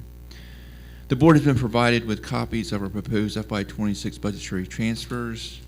In FY26, we had several budgetary categories that had expenditures that exceeded their original allocations. These are being covered by a combination of transfers from other categories and recognition of one-time additional revenues from the buyback of existing student and teacher devices as part of the system-wide refresh of our Apple devices we did last year. As outlined in the intercategory transfer document that the board has, we are reducing the categories of instructional salaries and fixed charges for a total reduction of $1,615,116. We're also increasing the FY26 operating budget by $880,996 to recognize the additional revenues from the sale of the devices to a third party as part of the device refresh. The revised FY26 budget now totals $141,366,346. These budgetary category reductions and additional revenue are being utilized to offset expenditures in other categories that exceeded their original allocations. We are proposing to transfer the following amounts into the following categories. Under administration, we're transferring in $124,215. This transfer is related to the estimated $205,000 cost of the finance/forensic audit that the board approved back in June. Under instructional support, we're requesting to transfer in $80,538. This transfer is related to higher than a budgeted software cost in that category. Under textbooks and classroom supplies, we're proposing to transfer in $935,861. This transfer is related to the student and teacher devices refresh we did last year. In FY26, we paid both the last year payment on the existing lease and the first year payment on the new lease. So we had 2 lease payments in that category in FY26. And the majority of it was covered by the sale of the devices. Under other instructional costs, we're proposing to increase that category by $94,775. This transfer is related to the higher than budgeted cost of dual enrollment. Under special education, we're proposing to increase that category by $379,750. The cost of providing services to our special education students continue to increase. We had higher than budgeted costs in both salaries and contracted services. Under student transportation, we're proposing to increase that category by $313,519. Higher than budgeted expenditures in this category were in the areas of bus aids, van drivers for fit students, and the fuel supplement paid to our bus contractors. In the last quarter of the year, the diesel fuel prices really increased. In a couple months, we had 27 cents, 31 cents, 25 cents fuel supplement paid to the bus contractors last year. Under operation and plant, we're proposing to increase that category by $567,454. Higher than budgeted expenses were experienced in areas including contractual services and custodial supplies. Those are the intercategory transfers. The next document is the intra-category transfers, which basically just aligns the budget with actual expenditures within each category as part of housekeeping for the annual audit that we're getting ready to go through. Any questions on the budgetary transfers from the board? Hey, board members, any questions for Mr. Tolbert? Dr. Andes? If not, I'm sorry, go ahead, Dr. No, I did have some questions. I spoke with Mr. Tolbert yesterday, and he answered all of my questions. Thank you. Okay. Go ahead. Yeah, the superintendent recommends approval of FY26 budgetary transfers as presented. Once approved by the board, the inter-category budget transfers will be forwarded to our county commissioners for their approval as required by state law. Thank you. Okay, board, can I have a motion and a second to approve the budgetary transfers for fiscal year 2026 as presented? Motion by Mr. Smack.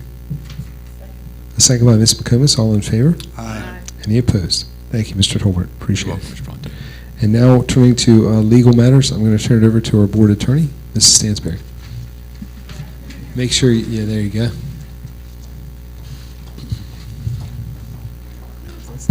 Okay, good afternoon. So we are back to discuss the social media policy. Is it not on? Just pull a little closer. Okay. Better? Yes. I feel like I'm echoing, okay. So we're back to discuss the social media policy. It was added to the agenda, and I think is in your blue folder, if that's easiest to refer to. Okay, so what you have in front of you is what has been the working draft of the policy.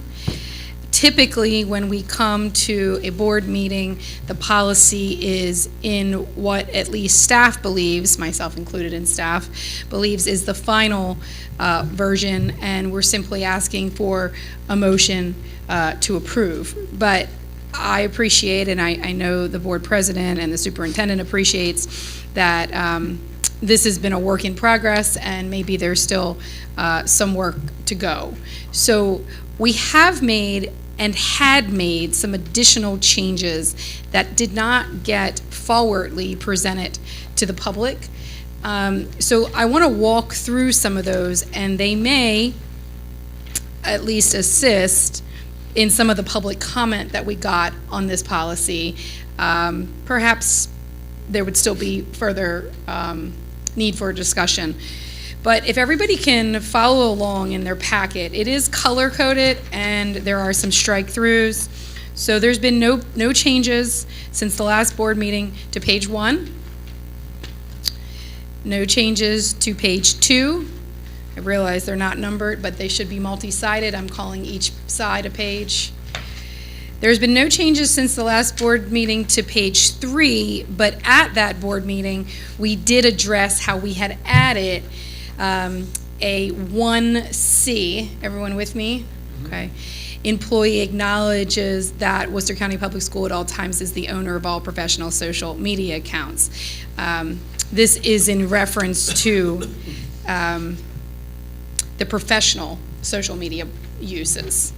So we had added that. We had to discuss that with all of you. The following page, and I do believe this was one of the specific comments made today. I'm at the bottom, and it's B1, and we're talking about personal social media use. And the board president and I had discussed removing the word likely. So the sentence or the phrase, I won't read the whole thing to you, would be that employees shall not author social media content that would impair the employee's effectiveness. So by removing the word likely, there is at least an attempt to take out the concern of subjectivity. Having said that, while perhaps not entirely a legal issue, all policies to some extent will maintain some level of subjectivity and interpretation. So that is something for the board to consider, but we do recommend that we strike the word likely, and you'll see that as a strike through at the bottom of that page. Turning the packet again, similarly, and in that same section really, we are talking about again, employees shall not author social media content that would impair the employee's effectiveness as an educator and or role model, or likely undermine the educational environment. And then we're suggesting that we strike or likely damage the public confidence in the board, and keep the remainder portion of that paragraph. Why strike that? Well, generally in the same vein as my last comment, but it is a further effort to quell the concern of subjectivity and what it means outwardly to damage the public confidence. The next change is in red before you, the use of social media. That had been there for consistency. That's what we're calling all of this, the use of social media. And then getting down to the profanity and the obscenity, and for many of you, probably all of you as educators know that this topic has been taken up time and time and time again throughout the legal system. And it probably could still go back to the Supreme Court and likely be argued back and forth for years to come. But we have done our measured best, and I do believe that it is legally sufficient, that we keep C in as drafted, but add what you see in red. So we're talking about profanity or obscenity, and we're saying that employees shall not use social media in a manner that contains profane or vulgar language, parenthetical, in a manner that is objectively determined to be said with the intention to offend or degrade. And parenthetical, and then the phrase continues, or the section continues. So we've added objectively determined to be said with the intention to offend or to degrade. We all know what profanity or obscenity is. We know that the Supreme Court says you know it when you see it. And so what we're trying to do is to identify that sometimes words are said that have no intent. Maybe we shouldn't have said them, but they didn't have intent. I'll spare you all the cursing and the examples that I have given in other forms of my life. But we want the superintendent to objectively look at the use of profanity and determine whether it was meant to degrade or offend. If anybody needs an example of something like that, I'd be happy to give it, but I don't know that it's necessary within these four walls. So that is a change that we're also recommending. Flipping, again, down to subsection D, we discussed this change last time, and this is really more of a reminder that, and I'm at D4, employees should understand that the content posted to personal social media may become public regardless of privacy settings. Read in context with Section D, it's just an extra reminder that you have an obligation to secure your sites, but recognize that a privacy setting alone may not be sufficient. And then finally, and we discussed this at the July meeting, we again use that word objective. We'd like to think that any superintendent, and remember, none of this is about Dr. Wallace, she just happens to be the superintendent presently. We'd like to think that any superintendent would always be objective in his or her administration of discipline, but it's important that because one of the board's primary functions is to set policy, that its mission be clear, that at all times it wants its sole employee, the superintendent, to always maintain a level of objectivity versus subjectivity. So that is the social media policy as I have drafted it at your direction. I believe it is legally sufficient. I believe that it certainly is subject to perhaps yearly review. I know we review our policies ever so often, but the world is changing, the technology is changing, people are changing, and I am certainly not suggesting to you that this policy never needs to change. I think it's a good first step. I don't think it's your last step. I think it's a further step than many, but perhaps a necessary step of all. And so it really comes down to you all as board members, with that primary function being to set policy as to, do you want further changes to it? If you do, although we don't often do this, we can amend on the fly and pass as drafted, even though there are red lines, if there is a desire to get this moving before the technical start of the school year. Or we can pass it as is, again, with the red lines, or we can discuss it further, make additional changes, and come back again in September. Board members, do you have any recommendations, or do you have, at this point, before I call for a motion, Dr. Andes? I have a suggestion for an edit. On what would be page 5, at the top of page 5, it uses the word likely, undermine. I'm suggesting we strike the word likely because we struck the word likely in other places. So for consistency. I would agree with Dr. Andes. As I read it, I wish we had struck that for Funny, I was thinking the consistency. same thing when we got to that page. Yeah. Okay. Board members, are we okay with striking the word likely? on page 5? Yes. Okay. Yes. Any other suggestions, recommendations, or changes to this policy? Heather, I just want to say thank you for making the clarification is much greater, and it's so much better than it was, and I so appreciate it. Thanks. No problem. So I just want to explain briefly why I think we need to move forward with the policy.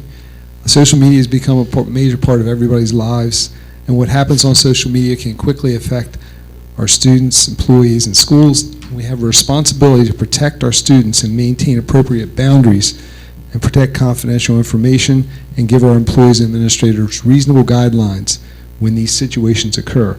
At the same time, this policy isn't about policing our employees' private lives, political beliefs, or personal opinions. Freedom of speech is a foundational principle of our country, and simply because someone is offended by something an employee's post should not automatically be something of a policy violation. There has to be common sense context and legitimate connection to our schools. Our goal should be to protect the school system from the conduct that affects our students, schools, and not to become the social media police for our employees. I view this as a working document with reasonable standards in place now, but if we find that language is too broad or unclear, or it isn't working as intended, this board should bring it back and make the necessary changes. So with that, I'll ask for a motion and a second to approve the policy with corrections as presented. Motion. A motion by So moved. Motion by Jackie and a second by Elena. All in favor? Aye. Any opposed? Thank you. May I make a comment, Mr. Yes. President? Thank you very much. I deeply appreciate all the comments from our public regarding this policy. I served on the committee along with Ms. Cutlip and Elena to work with our staff and our attorney to create this policy. We did have an existing social policy, but we felt that at the time it didn't provide enough guidance. So the purpose of the policy as adopted today is simply to provide more guidance. When you're hired as a teacher in the state of Maryland or a certified staff member, you sign what's called a regular contract for the state of Maryland and Worcester County. We all signed it as teachers. It's on a blue piece of paper. Why is it a blue piece of paper? I don't know. It's a blue piece of paper. It's always been a blue piece of paper. And an employee who has a license or certificate can be suspended or dismissed at any time upon the recommendation of local superintendent for those 5 reasons. And those 5 reasons are immorality, misconduct, insubordination, incompetency, or willful neglect of duty. What my goal was with this policy was to provide more guidance and become more objective with the superintendent determining whether or not a social media post was immoral or constituted misconduct. That was my objective, to make it more clear that when our employees understand that here's what we mean in terms of social media policy if immorality or misconduct is concerned. It was not to restrict speech, or it was not to allow teachers to express themselves or other employees of the school system. It was to provide guidance, guidelines, whatever you want to call it, so that everyone would understand what constituted in terms of social media policy something that could be construed as immoral or misconduct in office. I appreciated Mr. Ferrante's comments that we'll continue to review and revise as needed, and I also appreciate all the comments that came from our staff members and other individuals. But again, my intent was to simply put in writing what I believed an objective policy that addresses what could be construed through social media as an immoral statement or a misconduct in office. So now our employees have this document that they can utilize to move forward if at any point in time in the future situation comes before the board where the superintendent is making a recommendation. Thank you. Okay. Dr. Andes, I appreciate the comments, really do. I do want to let you know that there's no longer a blue piece of paper. It's done electronically now, so they don't. Thank you. I signed a blue piece of paper. Anyway, I too appreciate all the emails and comments that I've gotten regarding this policy, and I think everyone knows that this board will work to make sure that this policy, if necessary, will make whatever necessary changes are needed. And now I'm going to move to 11.1, which is Learn, Lead, and Succeed. It's a strategic plan for Worcester County Public Schools, presented by Dr. Record and Ms. Sills.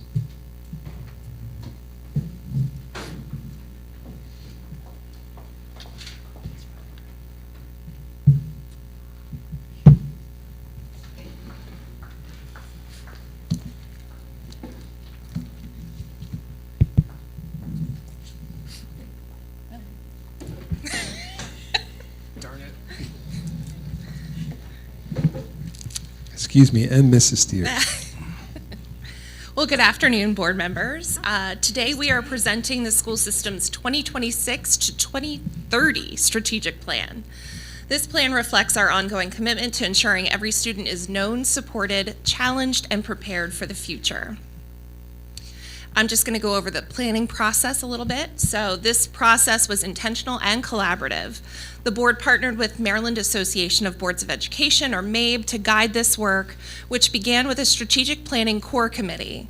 The committee began meeting in April 2026 with Molly Young, MABE's facilitator. Through the work of the core committee, robust information gathering, and Ms. Young conducting a series of stakeholder engagement interviews, the board was ultimately presented with a key findings report during your June strategic planning retreat. At that time, the board decided on a new mission, vision, set of values, and goals, which I'll go over in just a minute. Following that retreat, a team of school system leaders was convened to develop the key performance indicators, or KPIs, that will be used to measure progress for each of the board's goals. As I just mentioned, the board decided on a new mission and vision, which you can see on the screen. During the retreat, not only were these statements thought to represent the heart of our school system's work, but it was important to the group as a whole that these be both brief and memorable for our community. Another component that the board decided on in June was adopting this set of values. The values were derived from a survey that over 1,100 school system stakeholders previously participated in. These values, community, respect, excellence, growth, and creativity, reflect the culture our community wants us to build across every classroom, school, and department. These values, along with our mission and vision, will guide our decisions, our relationships, and our commitment to continuous improvement. Thank you, Ms. Steers. The first part that you'll note is that part of this document and our belief in Worcester County Public Schools, as well as the direction that Dr. Wallace has set forth, is that the safety is a foundational component of each one of our goals. It is not only specific to one area, but it encompasses all areas of our strategic direction. And you'll notice that both visually and in the written script in the documents that have been provided. You'll notice that each one of the areas, student success, future readiness, the belonging, well-being, as well as the communication, collaboration, and the staff organization and organizational excellence, all are encompassed in the school safety. It is the vision, the belief, and the daily task of each one of the executive team members, our school system, our administrators, our teachers, and our parents, as well as our outside agencies as demonstrated today, that safety is foundational and it is all-encompassing in all 4 areas of our strategic direction. The statement around our school safety is that not only do students deserve the educational experience that prepares them to succeed in school, but also to thrive in life. You'll note that there is a common theme of academic achievement and growth, whether it be enrollment, enlistment, or employment, and that can be noted in higher education, enlisted in the military service, or employed in a meaningful career. The key indicators in and around student success and future readiness. Point out the consistent and well-known Worcester landmark of an increased percentage in each of the following measures. We'll start with the Kindergarten Readiness Assessment, often known as the KRA. That notes the readiness of each of our kindergarten students as demonstrated through 4 key areas that are typically done prior to the end of October in all of our elementary schools for our enrolled kindergarten students. It is not an end of kindergarten, it is a beginning of kindergarten, so it's kindergarten readiness. That is done throughout the state of Maryland with all kindergarten students. The increase in percentage of 3rd grade students in literacy, as well as you can continue through each one of the KPIs will highlight either mathematics in 3rd grade, 8th grade, and then moving also in into the high school areas for students in their college and career readiness. I think it's important to note that these are landmarks and that the true measure is not only their academic achievement through a proficiency test, but also the recognized level of proficiency that they demonstrate in their college and career readiness. So it would be acceptable and reasonable to note that our 3rd grade, every child reading on grade level aligns with our strategic direction. However, there are continued KPIs that have been determined valuable and that we will continue to address. The same goes for belonging and well-being, and the note that people feel safe and they're connected, and this is truly reflected by many of the research-based programs of support that we have within our schools. Not only do students and parents are expected to learn well, but they're also expected to have positive and meaningful relationships with the people. In the words of Rita Pearson, you don't learn from people that you don't like. That is part of our key performance indicators in our strategic direction. You'll notice it's the first time that we want to decrease, and that decrease is highlighted through the rate we want to decrease in chronic absenteeism. We want to ensure the risk ratio for an exclusionary practices is below the state's threshold, and additionally an increase in the percentage of students with favorable opinions as measured by our Maryland School Survey.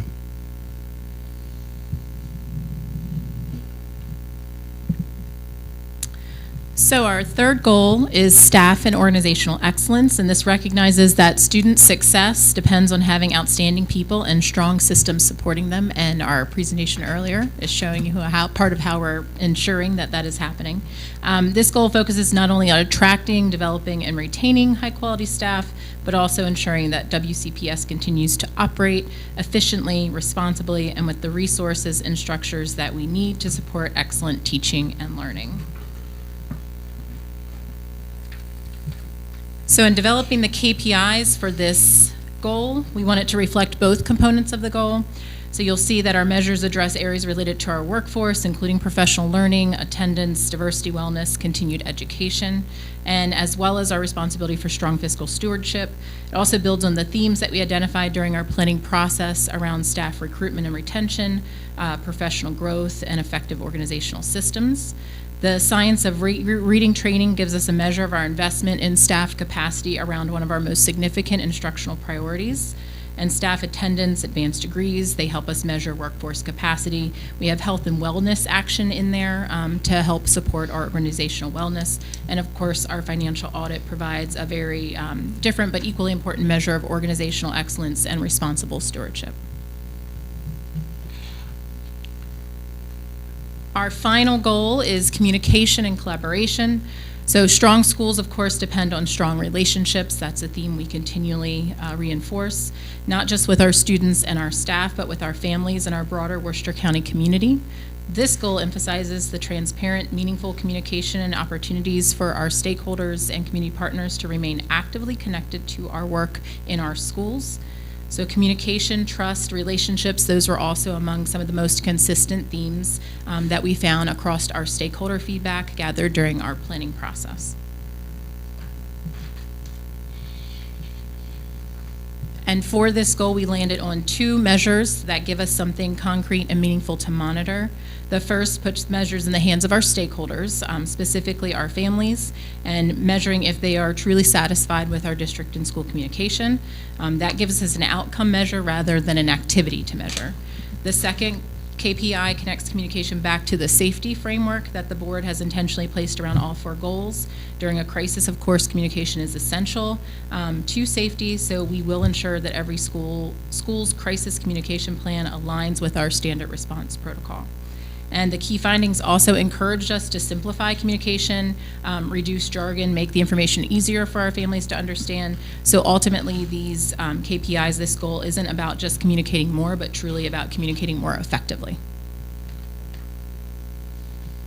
And then one additional step that we took across was to look at the 4 goals that were established by the board and ensure that the resulting strategic plan also connected coherently to our work under the blueprint for Maryland's future. As you can see, our 4 goals connect across all 5 blueprint pillars. Rather than creating a separate set of priorities, this plan provides a framework that brings together our local priorities and the broader work that is already underway through the blueprint.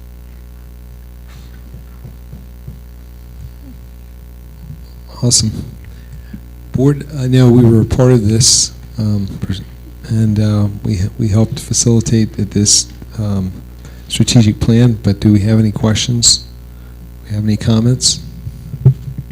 Mr. Gordy? Just take the mic, sir. Thank you. I just, certainly the quality of the reports that we have received here today reflect the overall philosophy, that the work that's being done here in Worcester County Public Schools, and we appreciate not only yours, but all of them. It's no doubt that the expectation and the product being produced by Worcester County Schools remains and clearly climbs to be superior. So thank you very much. Thank you, Mr. Gordy. Any other board members? Jackie? I second what you're saying, and I think the social media policy falls into that, and that falls into the new teacher orientation. It's just like everybody was excited, this is what you expect, keep this standard, hold your head high, take pride in your job, be respectful. I think that it's great. That was a very informative day when we had that meeting that day. There was a lot of thought and stuff that went into that. So I'm looking forward to these things being worked out. Dr. Andes? Thank you. Well, I want to thank all the executive team that worked with us. It's always incredible to get ourselves together and focus on these key performance indicators for the school system, and I appreciate all the hard work that you guys did putting into it, as well as our superintendent, and I'm glad that we were able to come together and also align ourselves with the blueprint while still keeping it local and focusing on the things that we wanted to do. So thank you very much. Thank you. Thank you.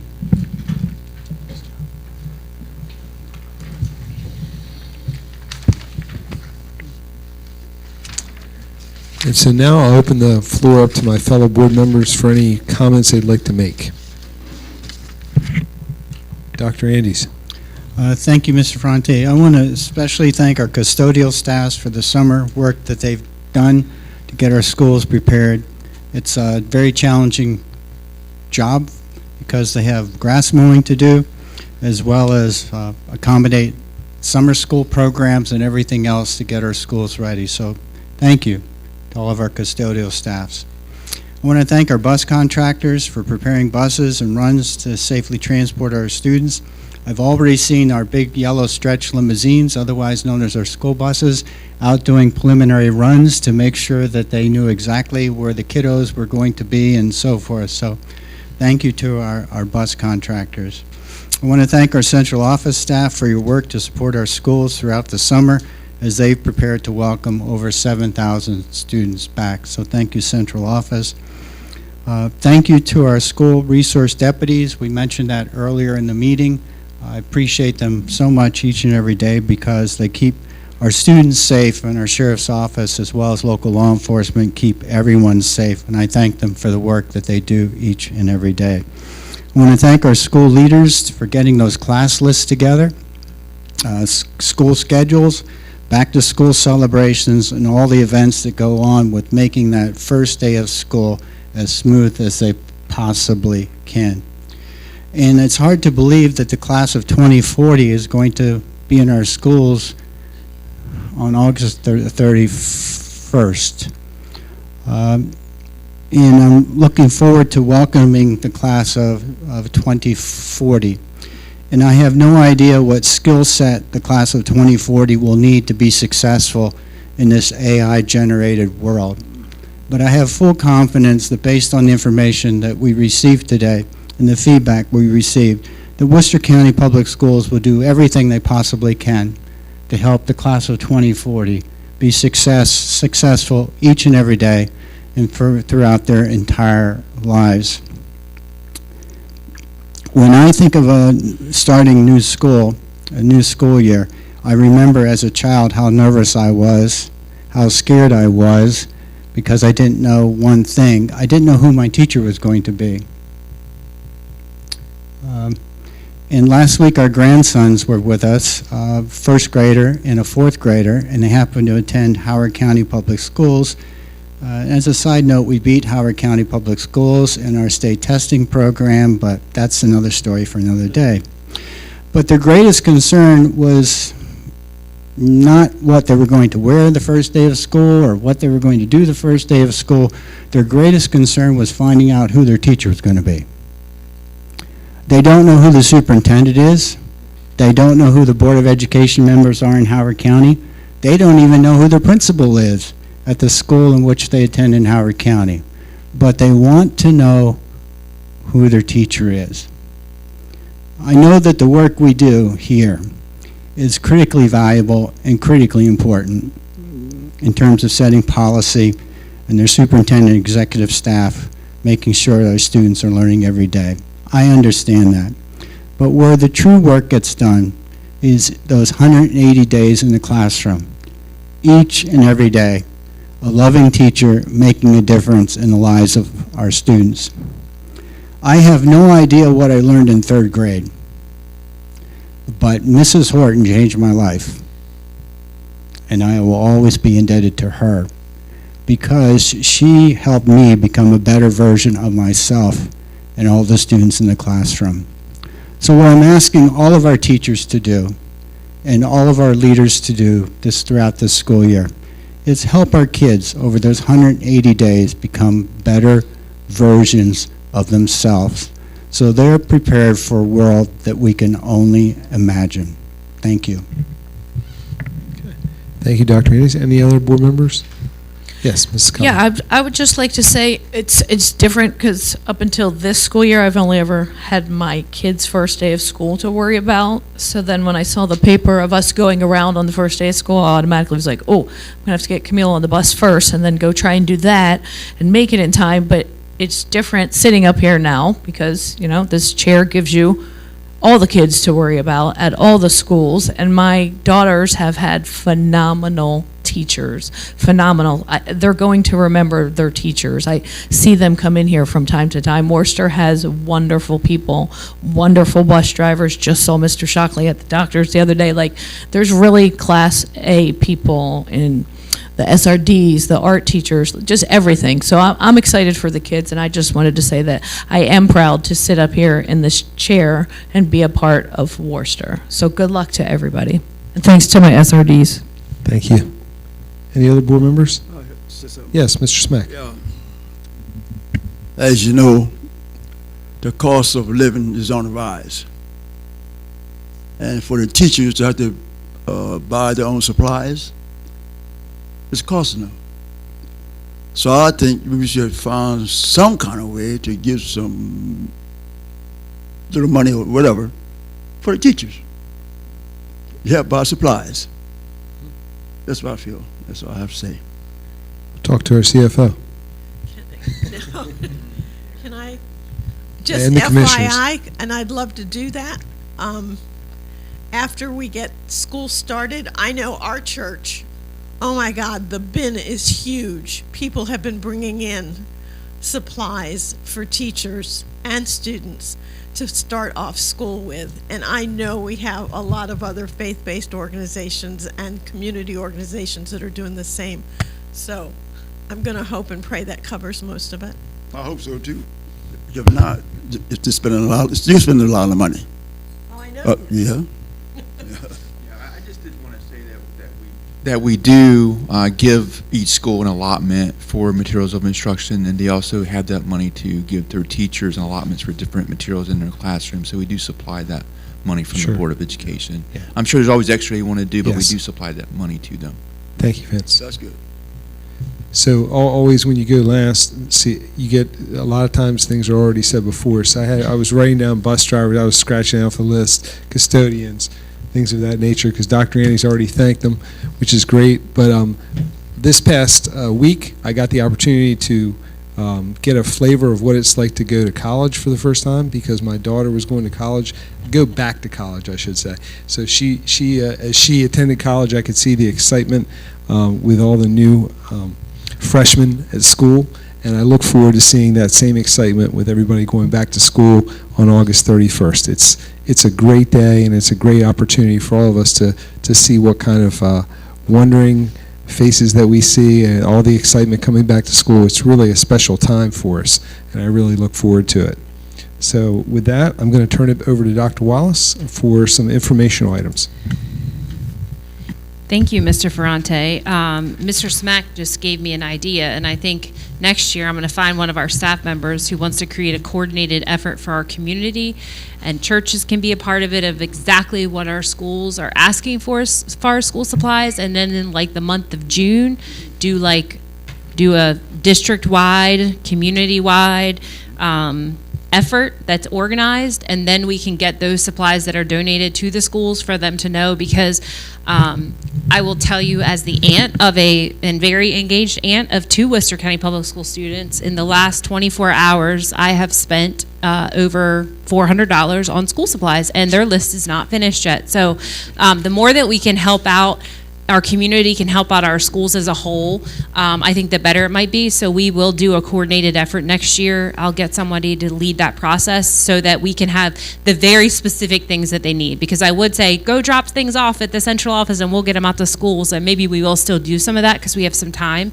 But also there are some very specific things for those of you who get class lists that they need. So it would be helpful for us to give our community that. So we may even be able to do a little bit of that this year, but next year we'll have a really good coordinated effort. So thank you for the idea, Mr. Smack.